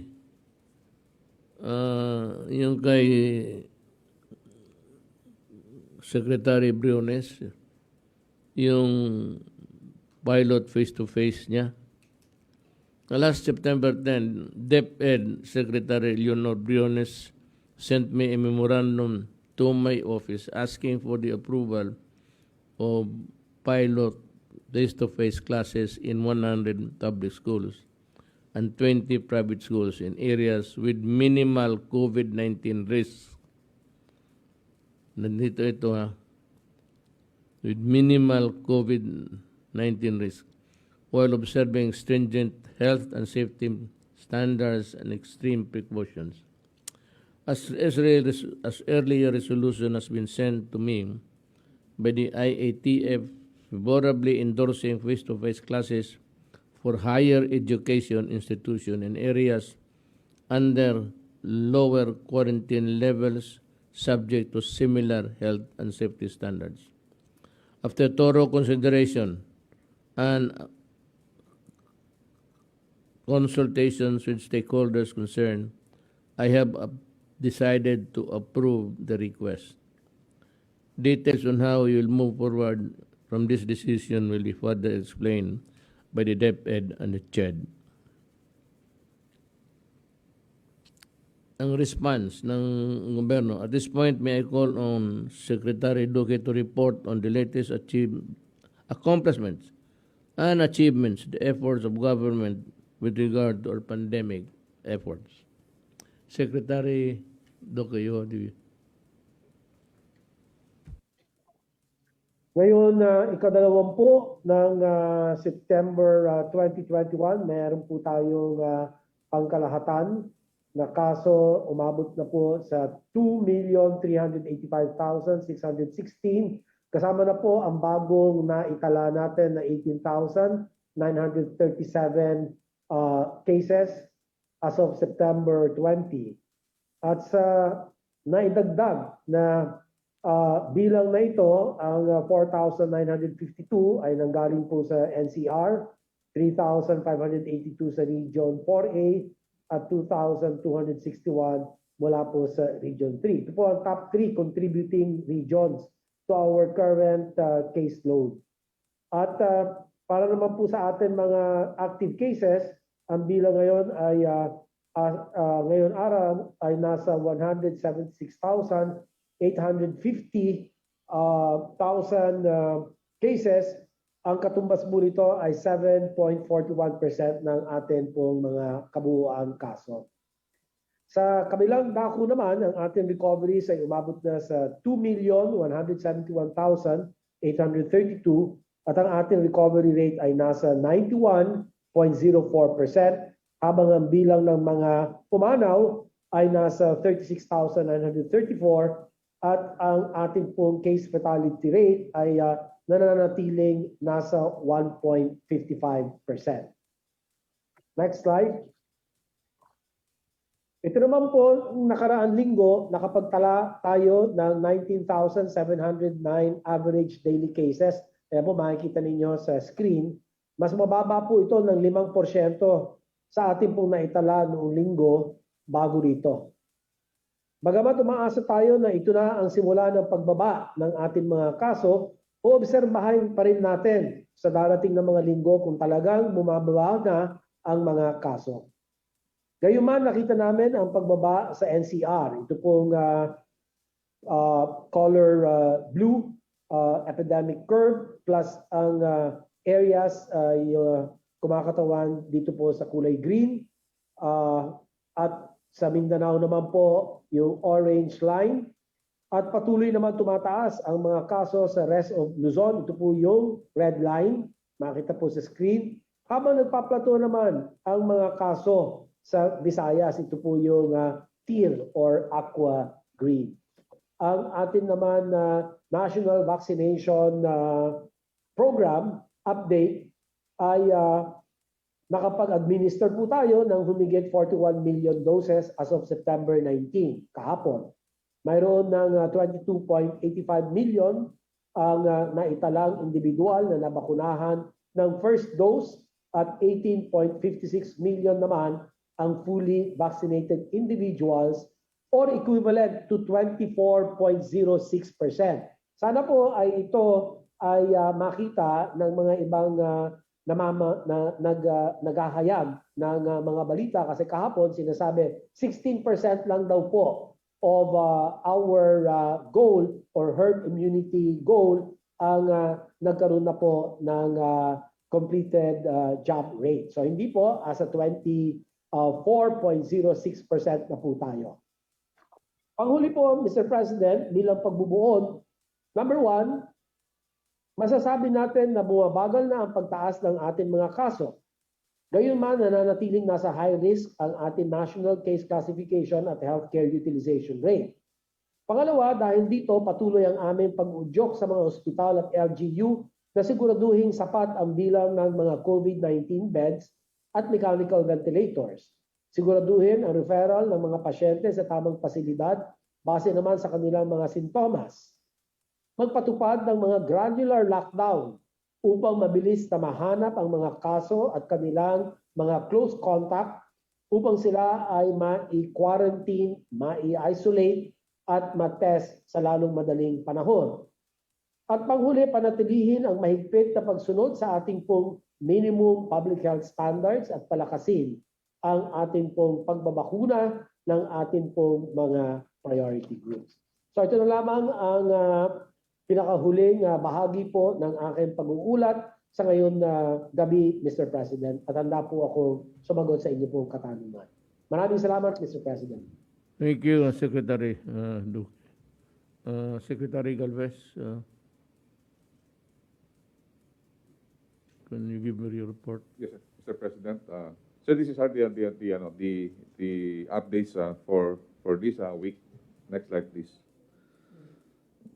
Sir, the Philippines already received the highest volume in a week with 9,586,270 doses. We have received 5 million doses from Sinovac, 2,774 doses from Pfizer. This includes the COVAX facility, 961 doses from Moderna that we have procured, and 661 doses from AstraZeneca that the private sector that has procured. And finally, we have received the Sputnik 5 component 2, which have been being awaited by our LGUs. We already breached 64,942,000, including the vaccine that we'll be receiving at 9 o'clock. We have already delivered and administered 41,414,000 total vaccine administered, with 22.8 million individuals that have taken their first dose, and a total of 18.5 million Filipinos are now fully vaccinated.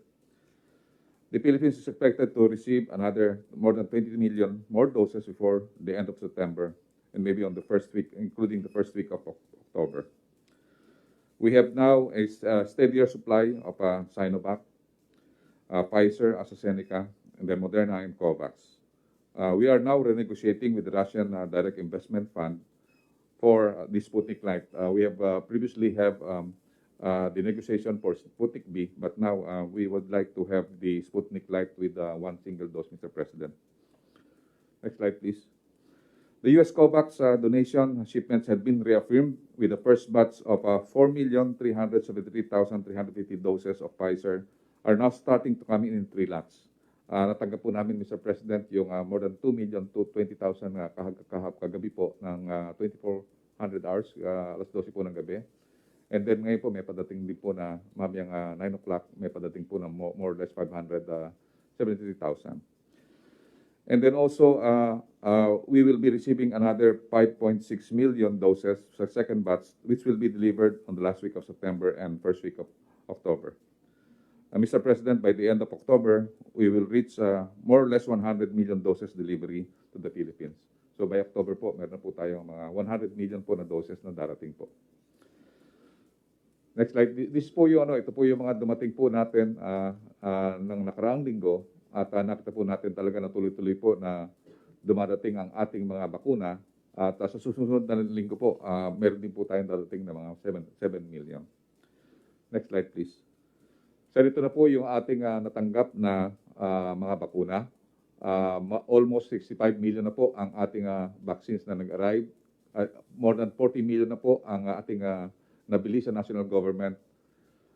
At meron po tayong 5 million na galing po sa private sector. And then sa COVAX po, meron po tayong 16 million na natanggap.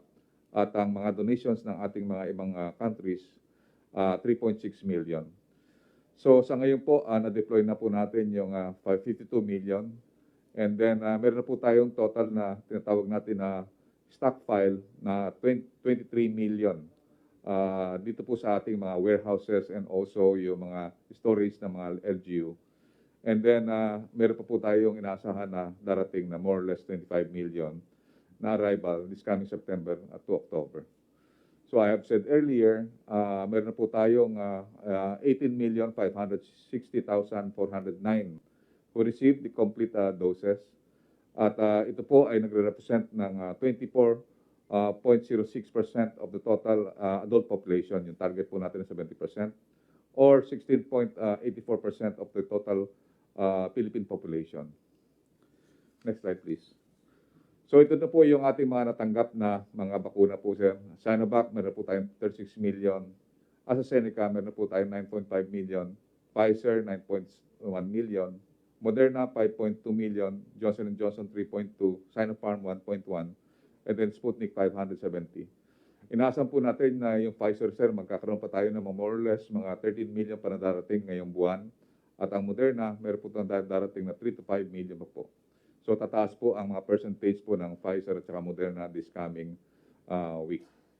Next slide, please. So ito isang magandang balita po, sir. This is the current situation in Cebu City. Ito po nakita natin noong panahon na talagang tumataas, nauuna ang Cebu.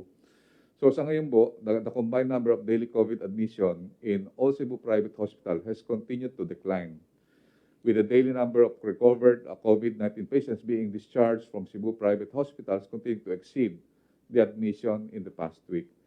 At nakikita po natin na there were 13 regular COVID ER patients remaining. And then nakikita po natin na based on sa observation sa 16 private hospitals sa Cebu, there were 0 ICU COVID ER patients already.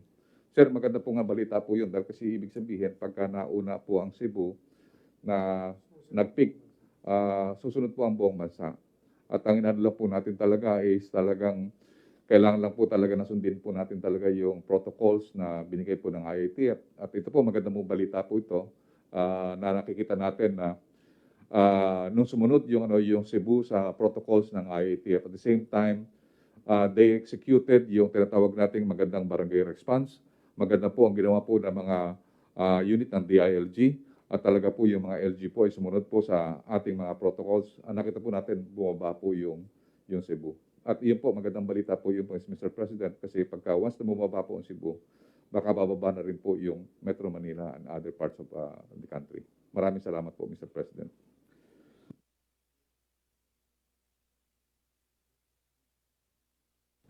Secretary Anyo. Magandang gabi po, Mr. President. Magandang gabi, Executive Secretary Bingbong Medialdea and Senator Bongo and fellow public servants. Please put my slide. Una po, ang ating National Capital Region ay tapos na sa distribution ng ating ayuda. 100% na po. 11.2 billion ang ipamigay natin. Kaya ang itatala ko ngayong gabi ay ang bigayan ng ayuda sa Laguna na nasa ngayon po ay nasa 96.20%.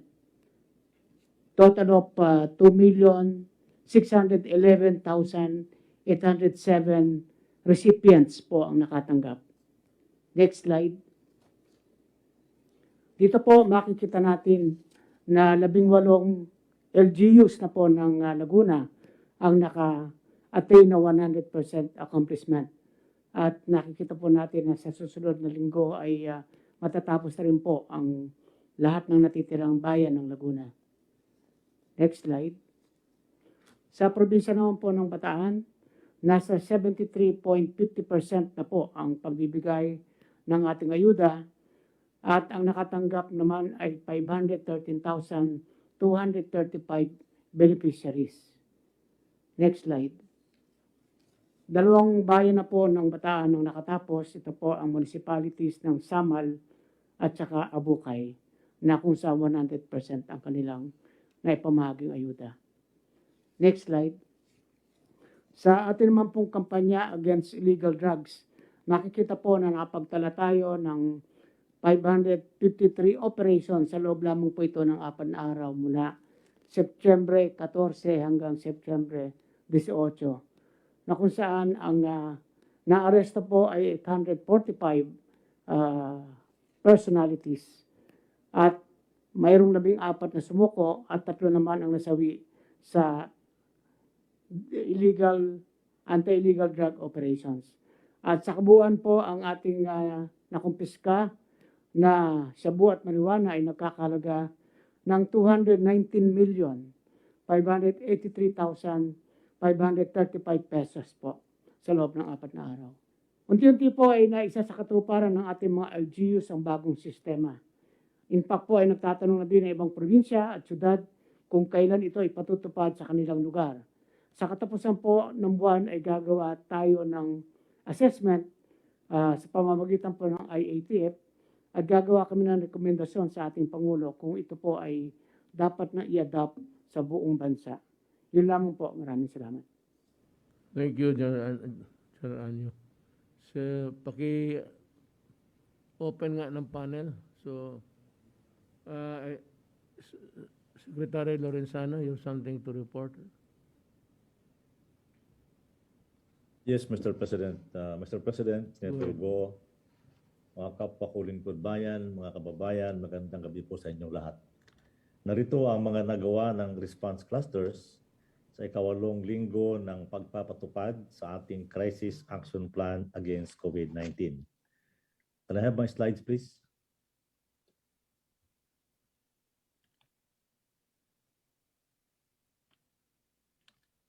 Secretariat, can I have my slides, please?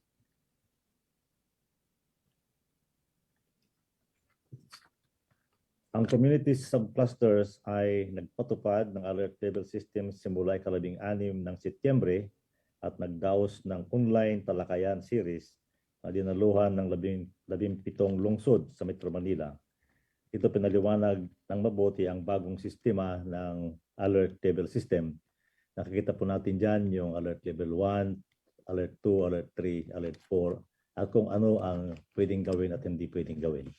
Next slide. Nagpatupad ng granular lockdown sa piling mga lugar kung saan mataas ang kaso ng COVID-19. Nagpaigting ng active case finding sa pamumuno ng DILG, nagpakalat ng gabay sa mga barangay para sa tamang pagsagawa nito. Next slide please. Nagdagdag ng bilang ng mga contact tracers sa buong bansa na umabot na sa 136,000 katao. Next slide.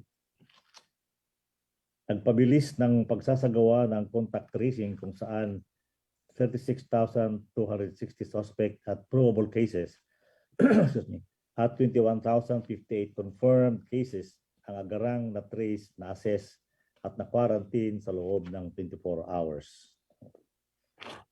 Dahil dito, umabot na sa 132,358 ang kabuuang bilang ng na-trace, na-assess at na-quarantine. 5.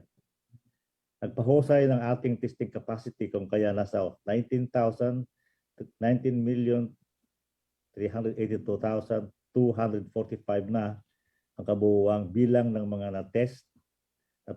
Patuloy nating pinalalawig ang mga testing laboratories gamit ng GeneXpert, lalo na sa mga lugar na walang pang lisensyadong COVID-19 testing laboratories. Next slide. Nakapagdagdag ng mga bagong COVID-19 dedicated beds o kama para tugunan ang patuloy na pagdami ng mga COVID cases. Sa kasalukuyan, mayroon ng 152,790 na kama para sa mga pasyente, ang 9,000 na pasilidad na may occupancy rate na 34%. Next slide. At mahigpit na nagpatupad ng minimum public health standards.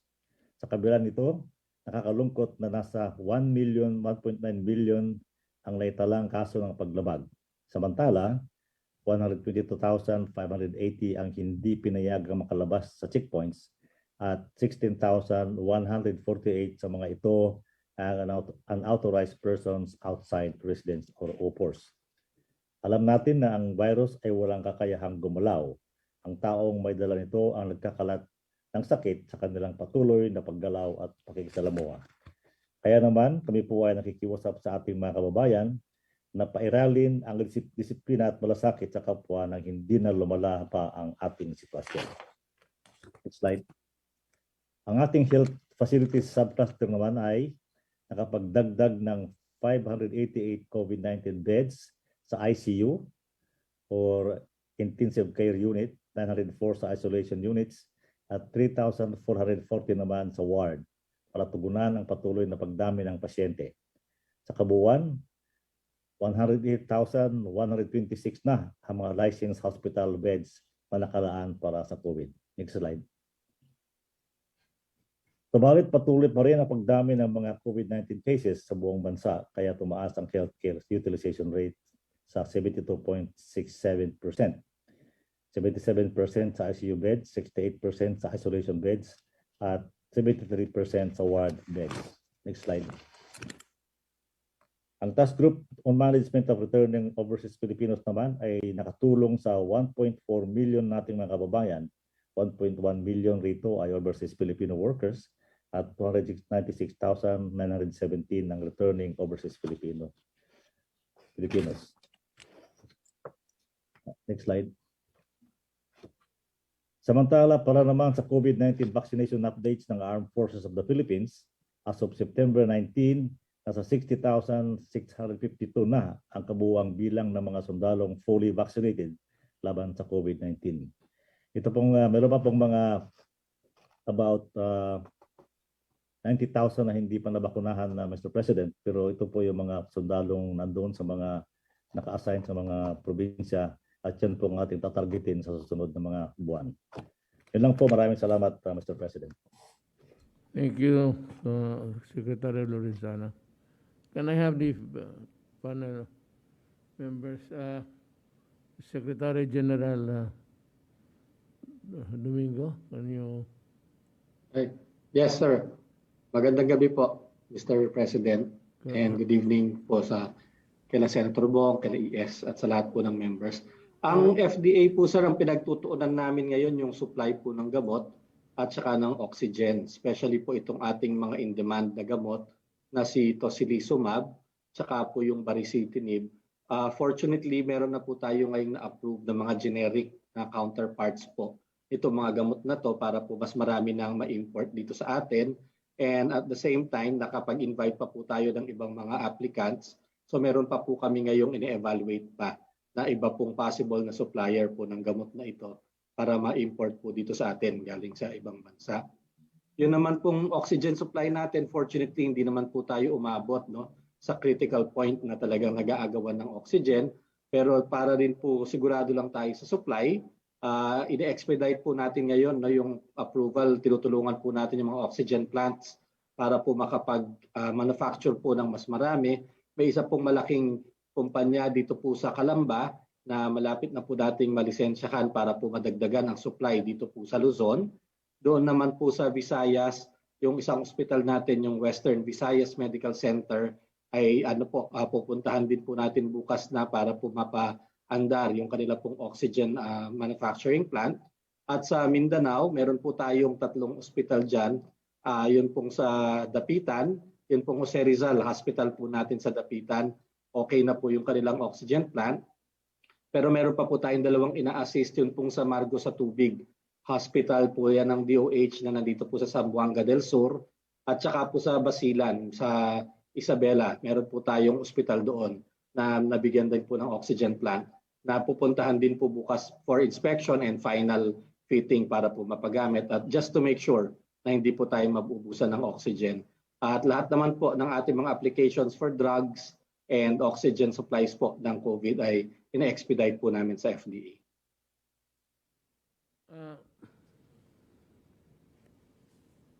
Paniero, let me just try to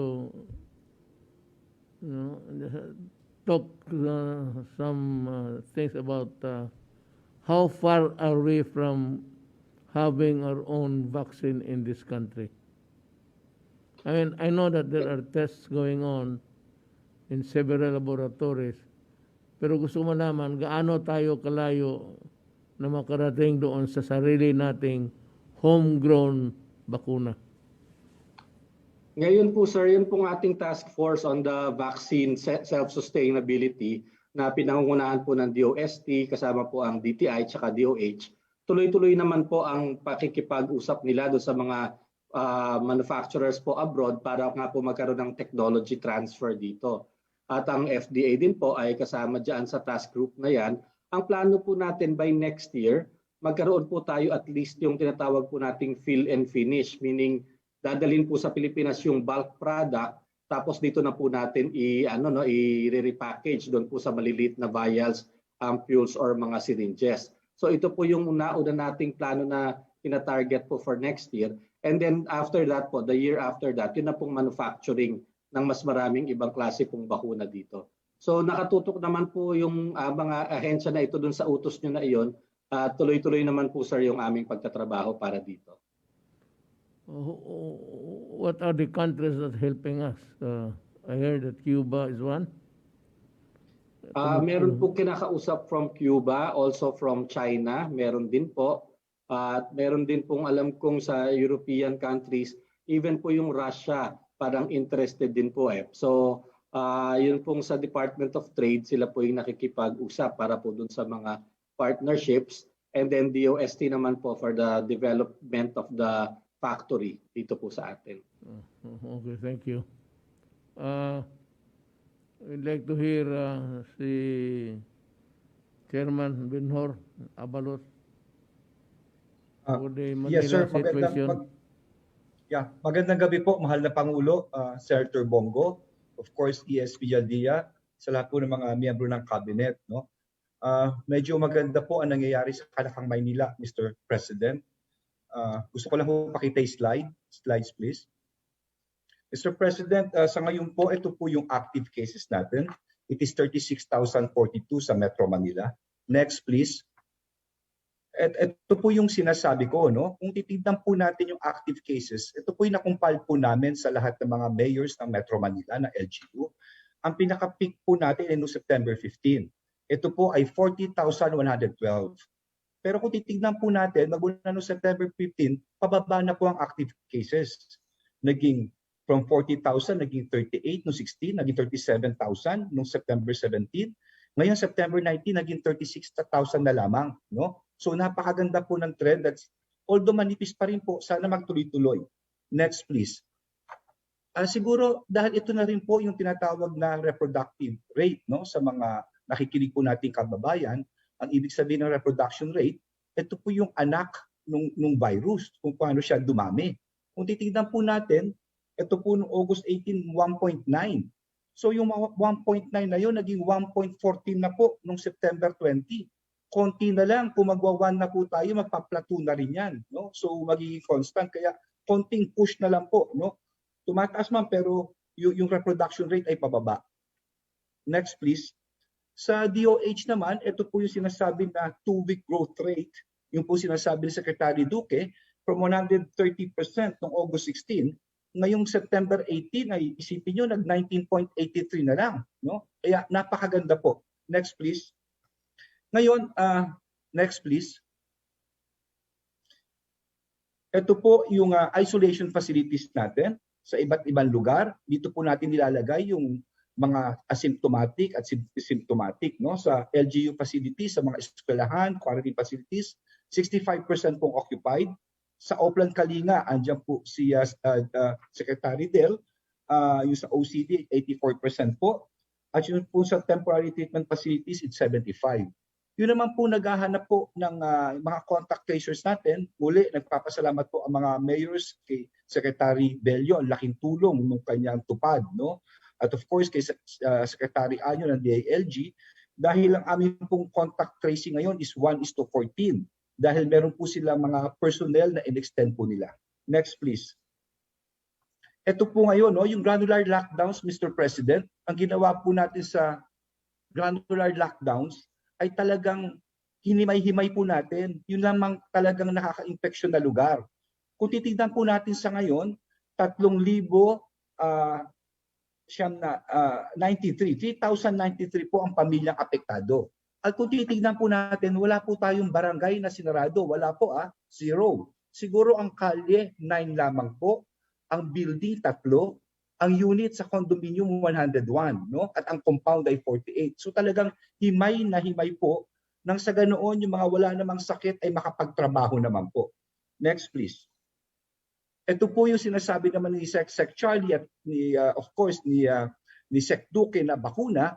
So kung kayo po ay nakaka 67% na tayo ng buong Metro Manila na 2 bakuna, ang projections namin dahil nga pa sa 1 month na projection, mai-hit na natin na 80% na fully vaccinated next month, 1 month from now, at higit kumulang 89.53 o halos 90% by December 19. 90% to those po, Mr. President.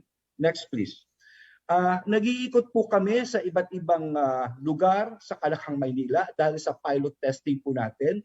Nagbigay po tayo ng pagbubukas ng ekonomiya at napakaganda, Mr. President. No? Ito po yan sa San Juan. Minarkahan po natin lahat ng mga establishmento na kung papasok ka sa dine-in, dapat ay bakunado yung mga papasok dito na 10% at yung mga empleyado. Sa labas naman, al fresco ay 30%. Next please.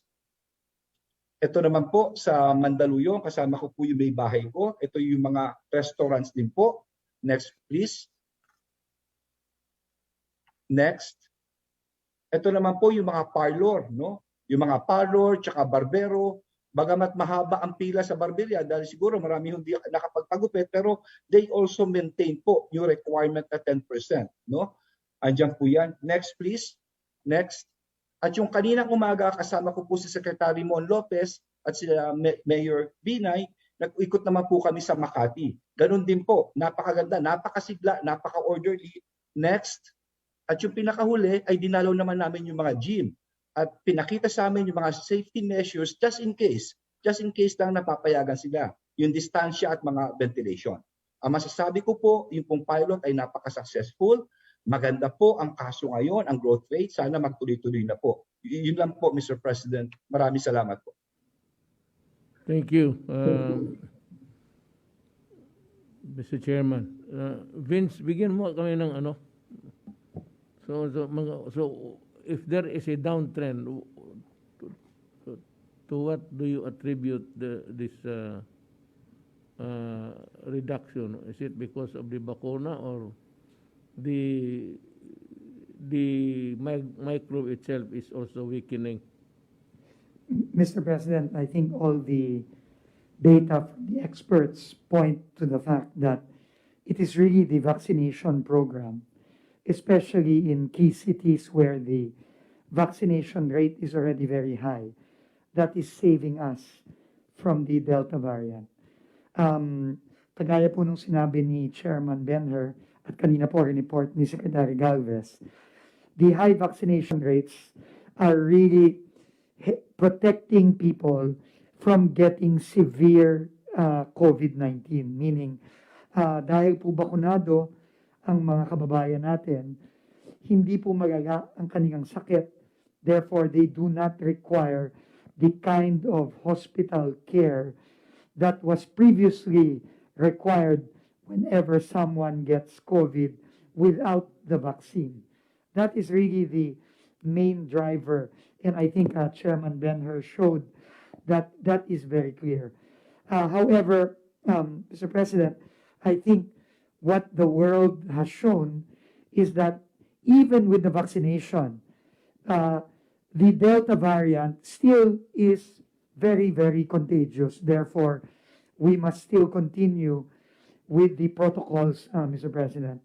Yun po ang panawagan lagi ni Secretary Duque, ni Secretary Galvez, ni Secretary Ed, ni Secretary Del, na kahit na marami na pong nababakunahan at bumibilis tayo, kailangan pa rin po yung ating pagsuot ng mask at yung ating mga protocols that need to be in place. Now, let me go to si Carlo muna. Carlo, what about your... Ngayong adlaw, Mr. President, Senator Bongo, Secretary Medaldea, and mga kasamahan natin sa gabinete. Maikling ulat lamang, Mr. President, tungkol sa tubig. Dahil nasa gitna tayo ng pandemya, higit na kinakailangan yung serbisyo publiko ay tuloy-tuloy at maasahan, kasama dito ang supply ng tubig. Ang Metropolitan Waterworks and Sewerage System or MWSS ay nasa ilalim ng opisina ng ating mahal na Pangulo or ng Office of the President. At isa siya sa mga naging abala dahil essential po na may tubig lalo na sa panahon ng COVID-19. Ang sapat at ligtas na supply ng tubig ay kailangan ng ating mga kababayan sa gitna ng ating laban kontra COVID. At para mapanatili ng MWSS ang tuloy-tuloy at ligtas na supply ng tubig para sa National Capital Region at sa Cavite, Rizal at Bulacan, ay in-increase po nila yung Angat Dam raw water allocation from 40 cubic meters per second or 3,452 million liters per day.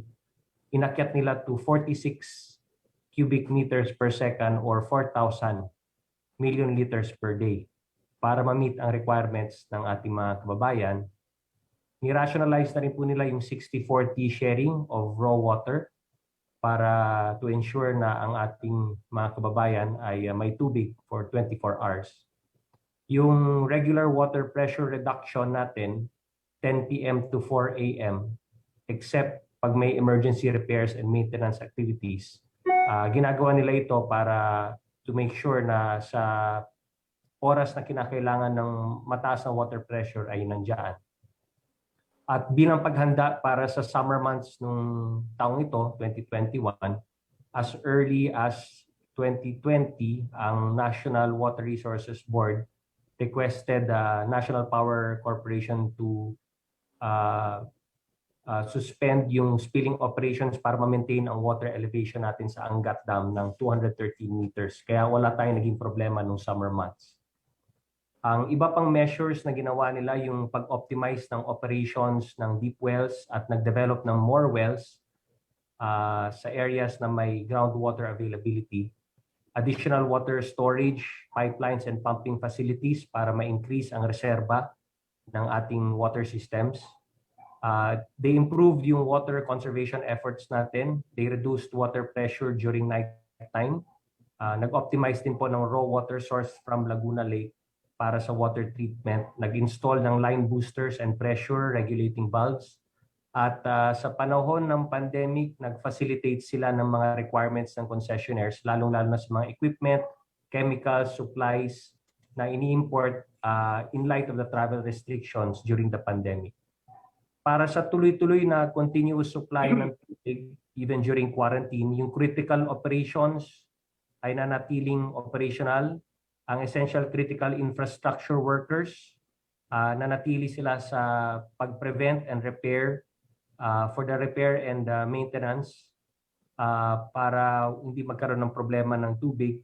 Water quality, na-maintain po natin within the Department of Health's strict parameters at meron din po tayong no disconnection at moratorium sa bill payments para hindi maging abala at maging problema para sa mga consumers at customers. Para sa seguridad ng tubig, double time din po ang MWSS sa mga major infrastructure, rehab and improvement ng existing infrastructure, and the development of new water sources. Banggitin ko yung top 7 projects po na nasa pipeline.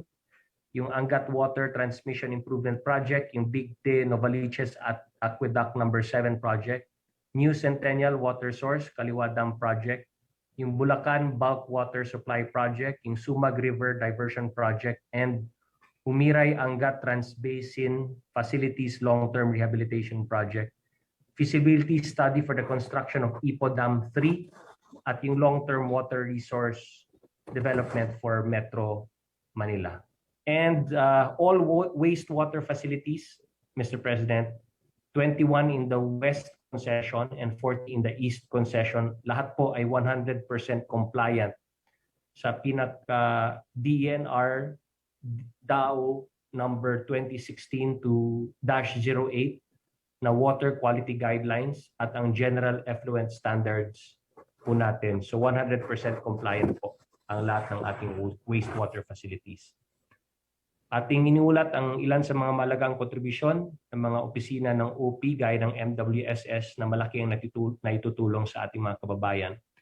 Ito ay mapatunay na paglilingkod lalo na sa panahon ng COVID-19. Makakaasa po ang lahat na mga kinakailangan ay unahin at pagsusumikapan natin na mas pagandahin pa ang serbisyo sa ating mga kababayan. Daghang salamat, Mr. President.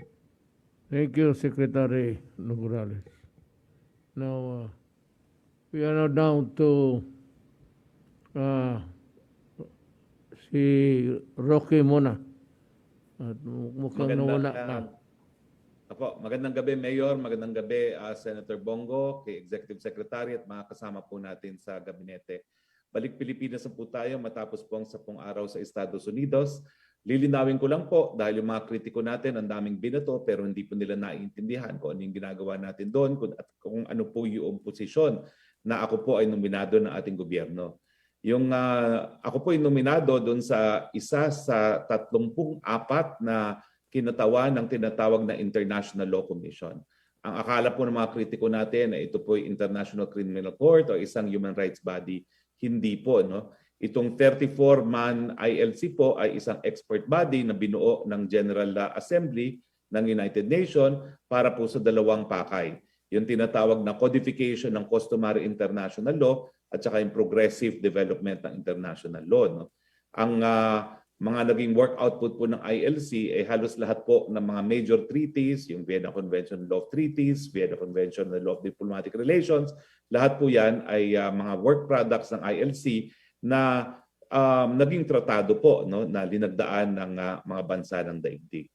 Mabuti naman po yung ating pagpunta ron.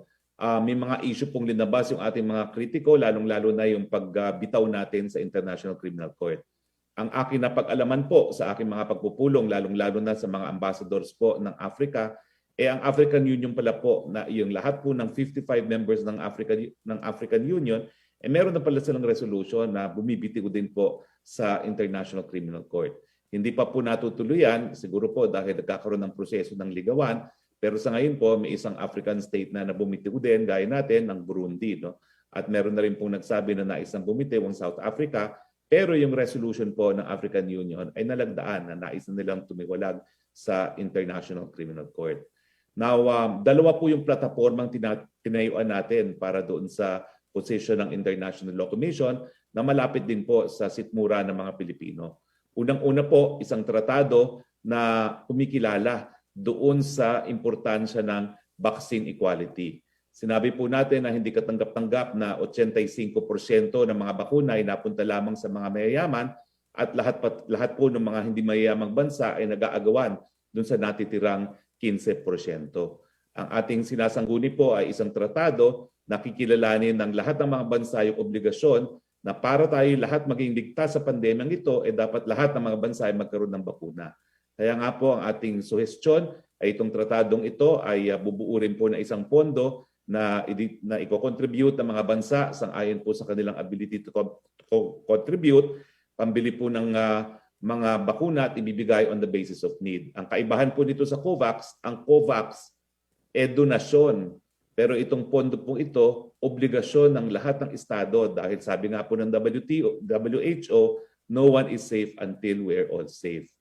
At tayo lang po yung kandidato na nagsusulong ng ganito, kaya naman po maraming estado talaga ang sumang-ayon dito sa ating suhestyon, mayaman man o mahirap.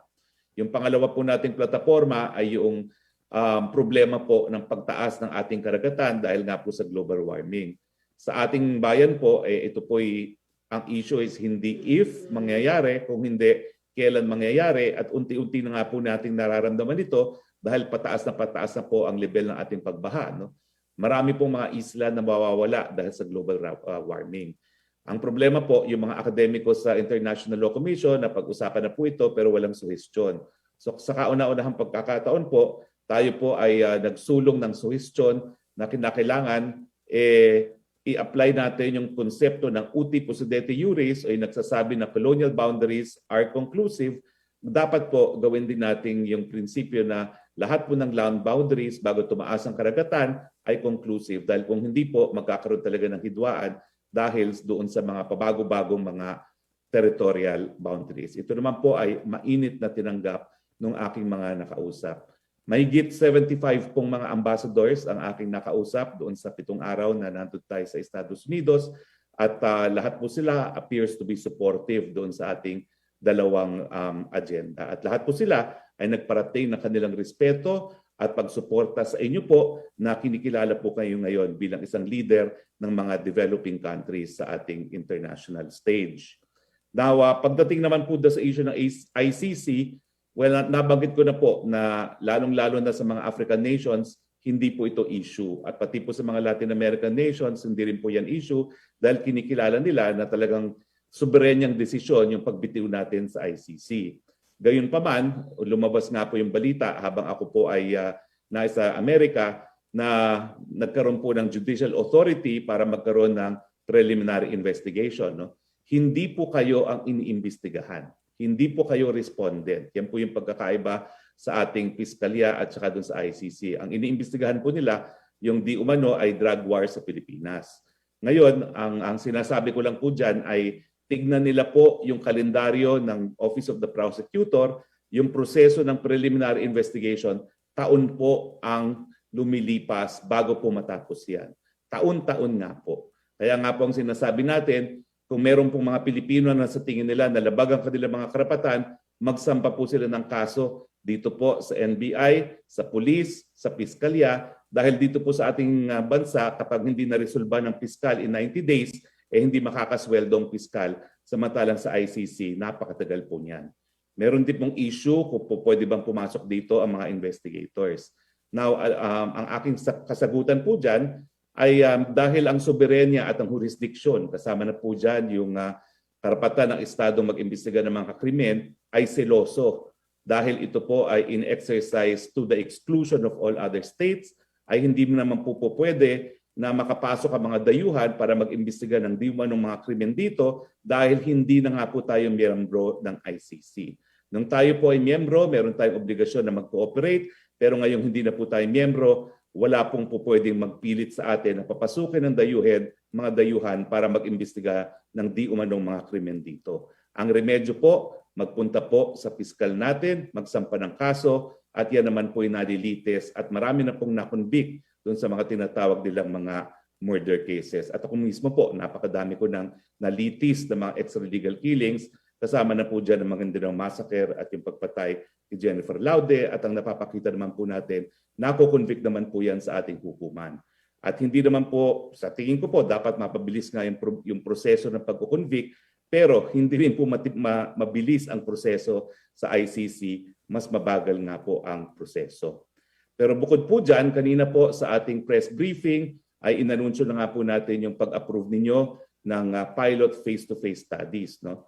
At nag-report naman po si Secretary Briones kanina pagdating po doon sa pagbubukas ng ating klase. Ngayon po ay meron na po tayong record na enrollment sa ating mga eskwelahan, 28,219,623. Ito po ay 107.6% na mas mataas kung ikukumpara doon sa nakalipas na taon. Now, pagdating naman po dito sa pilot face-to-face, ang report po kanina ni Secretary Briones sa ating press briefing, ang magiging teaching method po nito, 3 oras lamang, kindergarten to grade 3, every other week po yan. Sa senior high school, 4 na oras maximum, alternating weeks po yan sa blended learning. Kinakailangan po merong shared responsibility, kinakailangan may pagpayag ng LGU, may pagpayag po ng mga magulang para dun sa mag-attend ng face-to-face at ito po ay pilot for 2 months. Nagpapasalamat po si Secretary Briones at maraming learners po dun sa pagpayag ninyo sa implementation ng pilot face-to-face classes. Yun lang po, Mayor, at magandang gabi po sa inyong lahat. Salamat sa Secretary Roque. And now finally, ang Presidential Legal Counsel ko, gusto kong linawin nila kung kailan ako papasok sa kulungan para makapagbalot ako ng damit at kunting mga chichirias yan habang tumatanda ako sa preso. Go ahead, the great Sal Panelo. Magandang gabi po, Ginoong Pangulo. Magandang gabi kay Senator Christopher Bongo, kay Executive Secretary Salvador Vidalde at mga kasama natin sa kabinete. Doon po sa katanungan niyo kung kailan kayo magbabalot. Hindi po mangyayari yun. Kaya nga na sinabi niya, wala naman jurisdiction ng ICC. Sa marami ng paliwanag natin, kaya palagay ko, hindi na natin bibigyan pa ng dagdag. Wala po akong may dadagdag na mga damdamin ng aking mga pinuntang alkalde at mga gobernador sa mga probinsya. Maliban, doon po sa feedback kung saan, kung matatandaan po ninyo, noong Sabado, tayo po ay nagpunta sa Baguio upang mag-participate doon sa MOA agreement, yung Memorandum of Agreement, sa pagitan ng mga gobernador at ng Converge upang isulong nila yung pag-connect ng internet. At dun sa lugar na yun, sapagkat talagang wala pang koneksyon, hindi sila makapasok, hindi nila magamit yung kanilang mga laptop, mga tablets. Kaya nagpunta po tayo doon. At kung matatandaan po ninyo, ay nagkaroon po tayo ng video call kung saan kayo po ay nagsalita ron ng halos 40 minutes alam po niyo, gusto po nilang ipaabot sa inyo sapagkat marami po silang naliwanagan sa inyong paliwanag. Tinalakay po ninyo yung tungkol sa mga pangangailangan ng Cordillera, yung pagnanais yung mapunta doon sa mga lugar na hindi niya magawa sapagkat COVID. At sila naman po ay natutuwa din dahil matagal na rin po silang gustong pumunta sa Malacanang, makausap kayo, at mabuti naman sa pagkakataon noong Sabado ay nakausap kayo sa pamamagitan ng video call. At tuwan-tuwa po sila sa inyong pangako na kung ano man ang mga pangangailangan nila, kung maaari lang ipaabot sa inyo at bago kayo bumaba bilang Pangulo ng Bansa, ay matugunan yung mga iba pang hindi natutugunan. At pangalawa po, sila ay natutuwa din na tinalakay po ninyo yung pagtanggap nyo ng kandidatura sa pangalawang Pangulo. At ganun din po doon sa binanggit nyo na sa hanay ng mga nagkakandidato ng Pangulo, wala kayong mapusuan sa ngayon, lalong-lalo na doon sa grupo ng oposisyon. So madali sabi, nagpapasalamat po sila ng Pangulo na sila po ay nakausap nyo sa pamamagitan ng video, nakita niyo po sila at nakita naman po kayo. At tuwang-tuwa po sila, yung mga alkalde doon ng Cordillera, yung mga gobernador, pati na po yung mga barangay kapitan at yung iba pang mga panauhin doon. Sila po ay nagpapasalamat sa inyo dahil nakausap kayo. Solve one problem here, another problem there. Gives you the one thing, what is the satisfaction of a public official? After doing, not really a favor, after doing something that redounds to the benefit of public interest, what do you get? You get a pat the back for yourself. It's fulfillment. Yan ang hindi mabili you cannot get it until you become a worker of government. Iba rin yung worker of government na maraming inaatubang, especially a conflict of interest. Dito, balik ako kay Gordon. There is a conflict of interest in his being chairman of the Red Cross and at the same time a senator of the Republic of the Philippines. Lalo na ngayon. So there is a need for an accounting. Barabarahin mo kasi what is sauce for the gander is sauce for the goose. You audit me, I audit you because we are in government. We cannot separate or have an identity other than what you are, a worker of government. Some say the honorable worker. Some say that they are the much abused phrase, public servant kuno. You are not really serving the people. Me, when I address you, I say, all of us, we are just workers of government. If you are lazy, then that is the fault of the people for electing you. If you are corrupt, kasalanan ng tao yan. And if you elect in due time, he becomes a millionaire. That's what it is. So, yan lang siguro mga kababayan ko. For today, nakapagsalita naman lahat. The next program will still be COVID and other relevant matters that would really affect, that has something to do or has a bearing in our national life. Thank you and salamat sa pagtangkilig ninyo sa amin.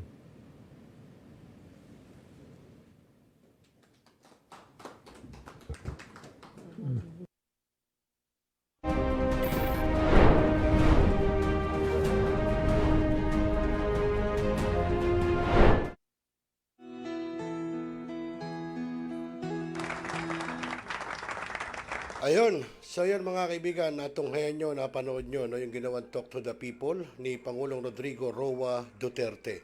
Ha, kita nyo, talaga namang galit na galit siya no, doon kay Senador Dick Gordon. Kasi, yun nga, meron naman mga patunay, katulad ng mga congressman na wala nga ang anomalya, etc. Wala naman nangyayaring overpricing or whatsoever at dumaan naman sa tamang proseso, no? Wala talagang ganon. Kaya nga, siguro, yun ang dahilan kung bakit nagagalit din si Pangulong Duterte kay Senador Dick Gordon.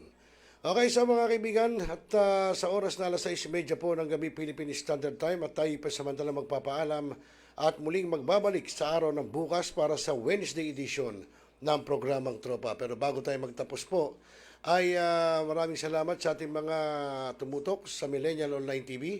At yun, si Maria Chari Lopez Sison, yung ating pinsan.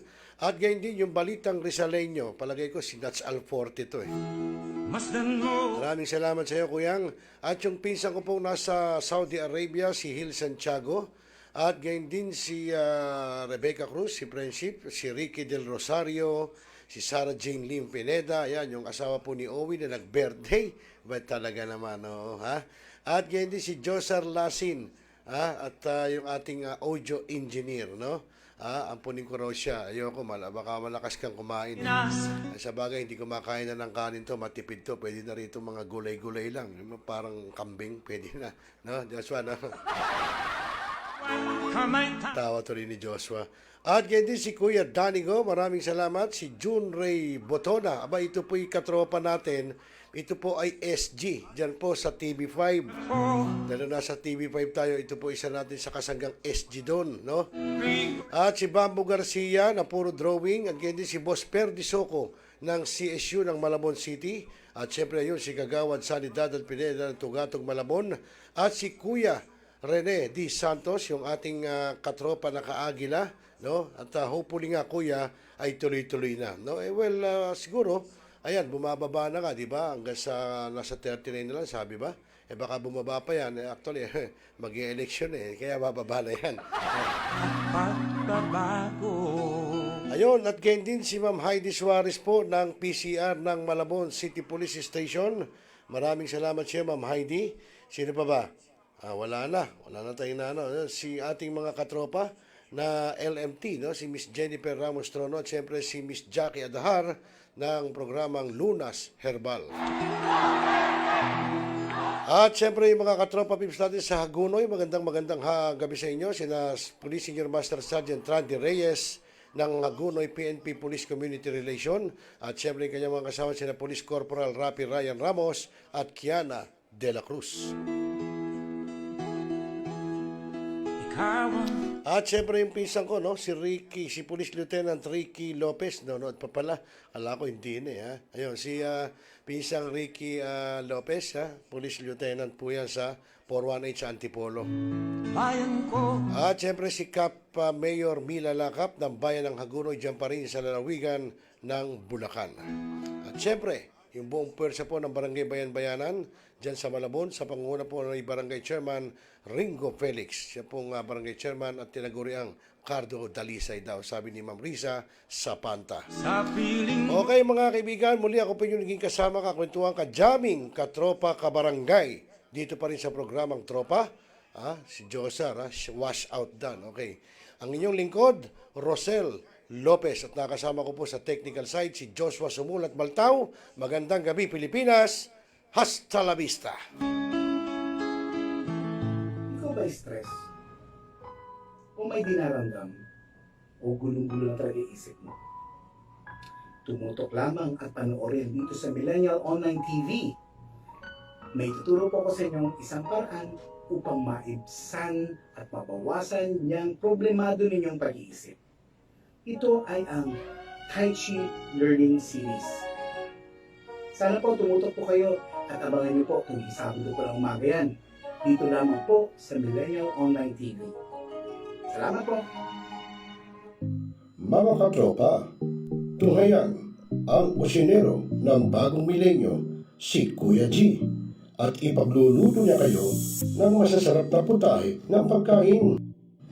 At para matuto kayo kung paano ito lutuin na pwede mong ihain o ipagmalaki sa iyong mga kaibigan o kamag-anak. Kung ngayon, samahan natin si Kuya G, si Hener Arriesgado at ituturo niya kung paano lutuin ang mga masasarap na putahe ng pagkain dito lang sa Kusinero ng Bagong Milenyo. Live dito lang sa Millennial Online TV. Tutok na mga katropa.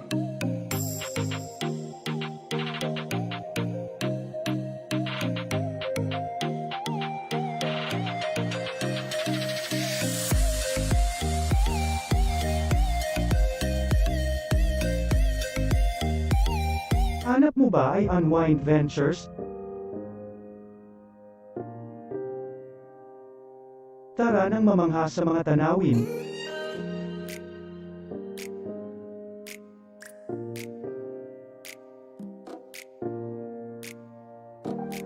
Ano man ang iyong travel goals?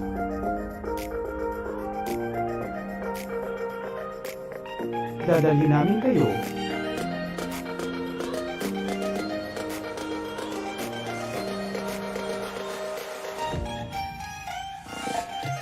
Sa Unwind Ventures at saya.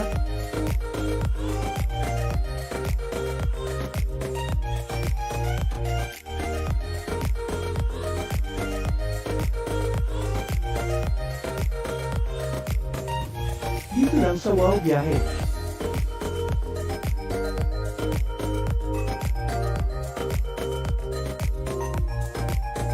Kaya wow, di ba? Abangan dito lang sa Millennial Online TV. Ikaw ba'y nag-iisa?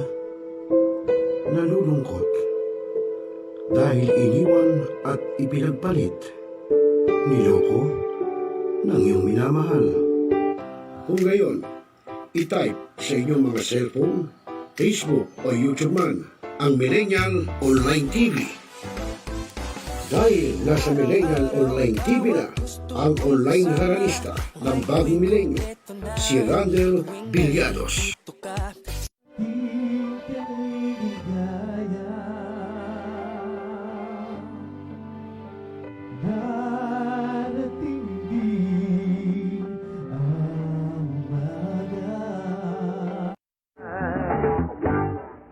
Naninigas ang aking katawan kapag umikot ng plaka. At haharanahin kayo ni Randel ng iba't ibang awitin para maibsan ang inyong inip at kalungkutan kahit nasaan man kayo. Hanggang sa tumanda. Come on!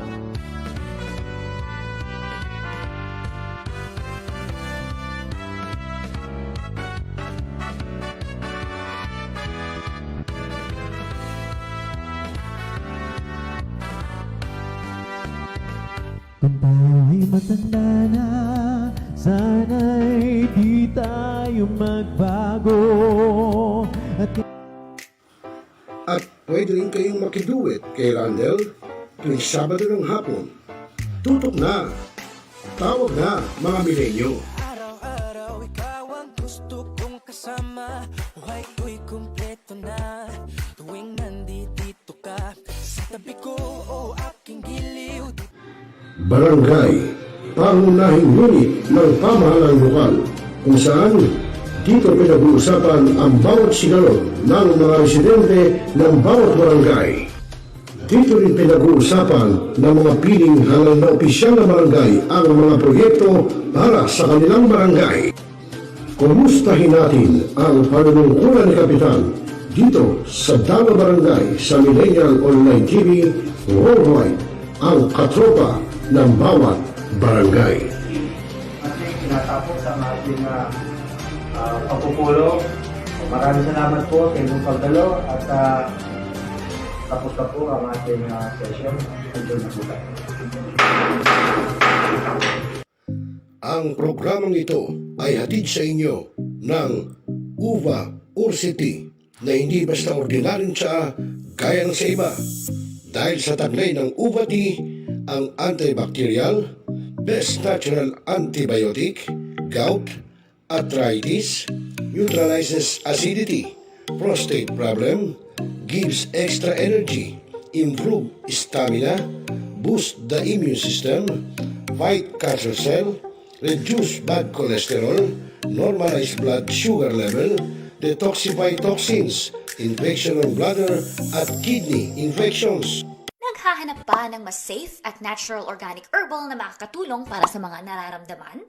O worried pa dahil hindi safe sa labas dahil sa sitwasyon ngayon? Worry no more! UVA Ursi Tea is the answer! The #1 medicinal tea in the Philippines by Best Venture for Beauty, Health, and Wealth. Hindi lang basta tea dahil talagang makakabuti para sa iyong kalusugan. Helps to boost immune system, reduces blood cholesterol levels, helps to normalize blood sugar levels, detoxify toxins, helps to reduce the level of stress and anxiety, at makakatulong para sa mga nararamdaman tulad ng mataas na uric acid, kidney stones, high blood pressure, UTI, at marami pang iba. Approved by FDA, kosher and CCOF certified, 100% organic, proven and tested, and no side effects. Be healthy and live life to the fullest with UVA Ursi Tea. Now available in selected branches of Mercury Drug, selected pharmacies and supermarkets nationwide. For more details, please contact 0915-308-4112.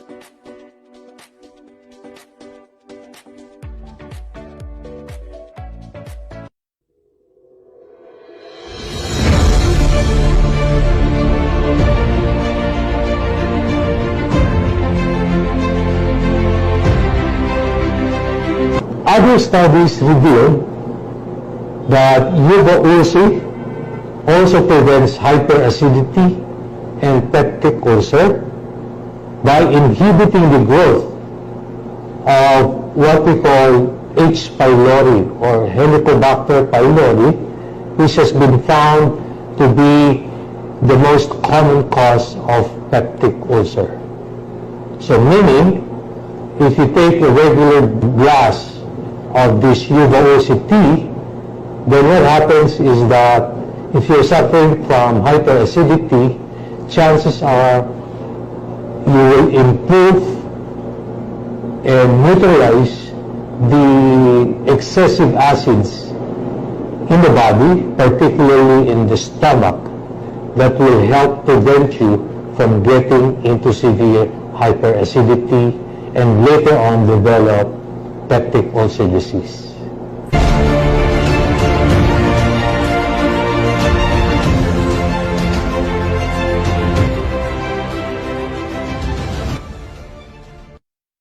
Ako po si Carolina Lopez, 35 years old.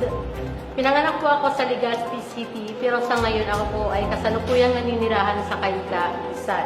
Graduate po ako as a Bachelor of Secondary Education. Nagtuturo po ako sa loob ng 3 taon sa isang private school. Pero dahil nga sa medyo mababa yung sahod, naisipan kong lumipat sa isang call center. Habang nasa call center ako, umatake itong aking karamdaman na tinatawag na psoriasis. Almost 16 years na siya, pero this past August, siya umatake ng malala na kung saan halos hindi na ako makakita, makalakad, hindi ko na magawa yung mga pangkaraniwang gawain lamang sa bahay. Isang kapatid ko sa member ng Best Venture. Nirekomenda niya ito sa akin. Pero noong una, hindi ako naniniwala. Sinabi ko sa sarili ko, ini-insist niya pa rin na gamitin ko. So sabi ko sa sarili ko, wala namang mawawala kung susubukan ko. Then, ito na nga, binigyan niya sa akin si Uva tea, at ang grape seed. After 1 month kasi, hindi nga 1 month 1 week, nakita ko na kagad yung pagbabago. Then, kinontinue ko siya kasi sabi ng ate ko, kailangan daw matapos ko yung, maubos ko yung isang box ng grape sheet at saka nung tea. It is nung after 2 weeks na natapos ko siya, doon ko na talaga nakita yung sobrang ganda ng epekto. Nakikita mo yung pinkish na yung mukha ko, sobrang kinis ng balat, na halos pinagtataka na ng mga kapitbahay namin na ano daw ba yung ginamit ko. Na kahit sila nagulat dun sa pagbabago sa katawan ko. Kasi lumalabas ako ng bahay na kasi nakatalong ko talaga. Matalagang nakalabas sa akin. Kaya masasabi kong sobrang effective talaga. Ngayon, ang tinitake ko na lang ay yung grape seed. Yung tea, bira na lang siguro every other day. Hindi na siya yung araw-araw. Kasi nakikita ko na yung Minsan na hinanapan ko yung katawan ko kung may lumalabas pa bang mga red spots, mga ganyan. Pero sa ngayon wala na eh. Proud ako na nakilala ko si Best Venture. Ako si Carolina Lopez, 35 years old. Sa ngayon po ay isa akong masasabi kong psoriasis survivor dahil sa Best Venture. Sa mga katulad ko po may ganitong karamdaman, nire-recommenda ko po ito sa inyo na inyong subukan, baka sakaling makatulong sa inyo. Sapagkat sa paggamit po ng Best Venture, wala po itong side effect. Wala kayong mararamdaman na kahit anong side effect sa inyong katawan. Ang makikita nyo lang ay yung paggaling. Yun lang po. Lahat ng yan, mga katropa, ay nasa uva or city, ang tsaa para sa bagong milenyo. Inom na, mga katropa.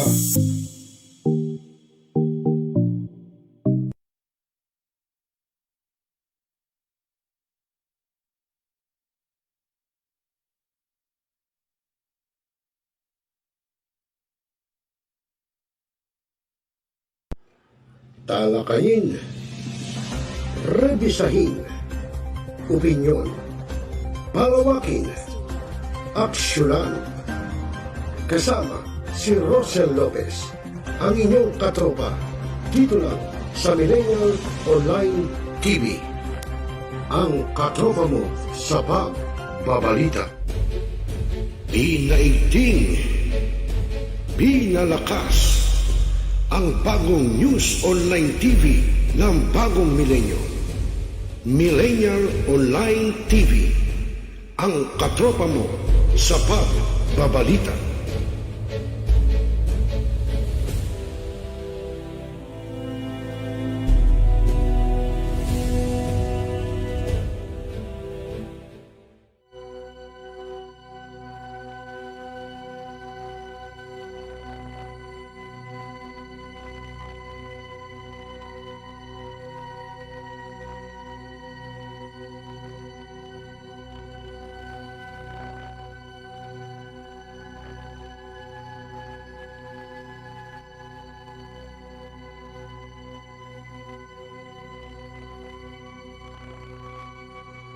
Mga kababayan, ang pambansang awit ng Pilipinas.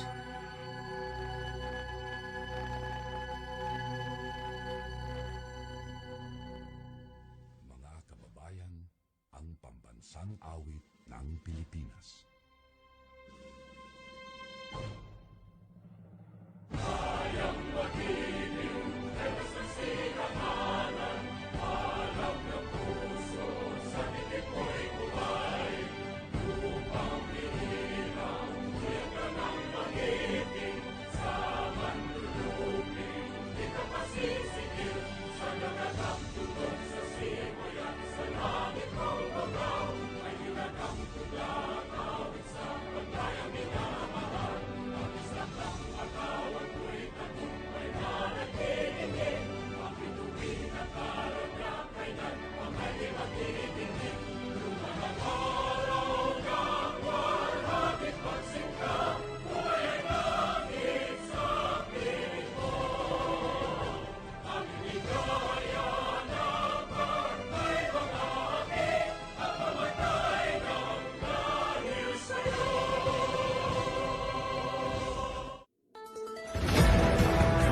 Millennial Online TV is now signing off.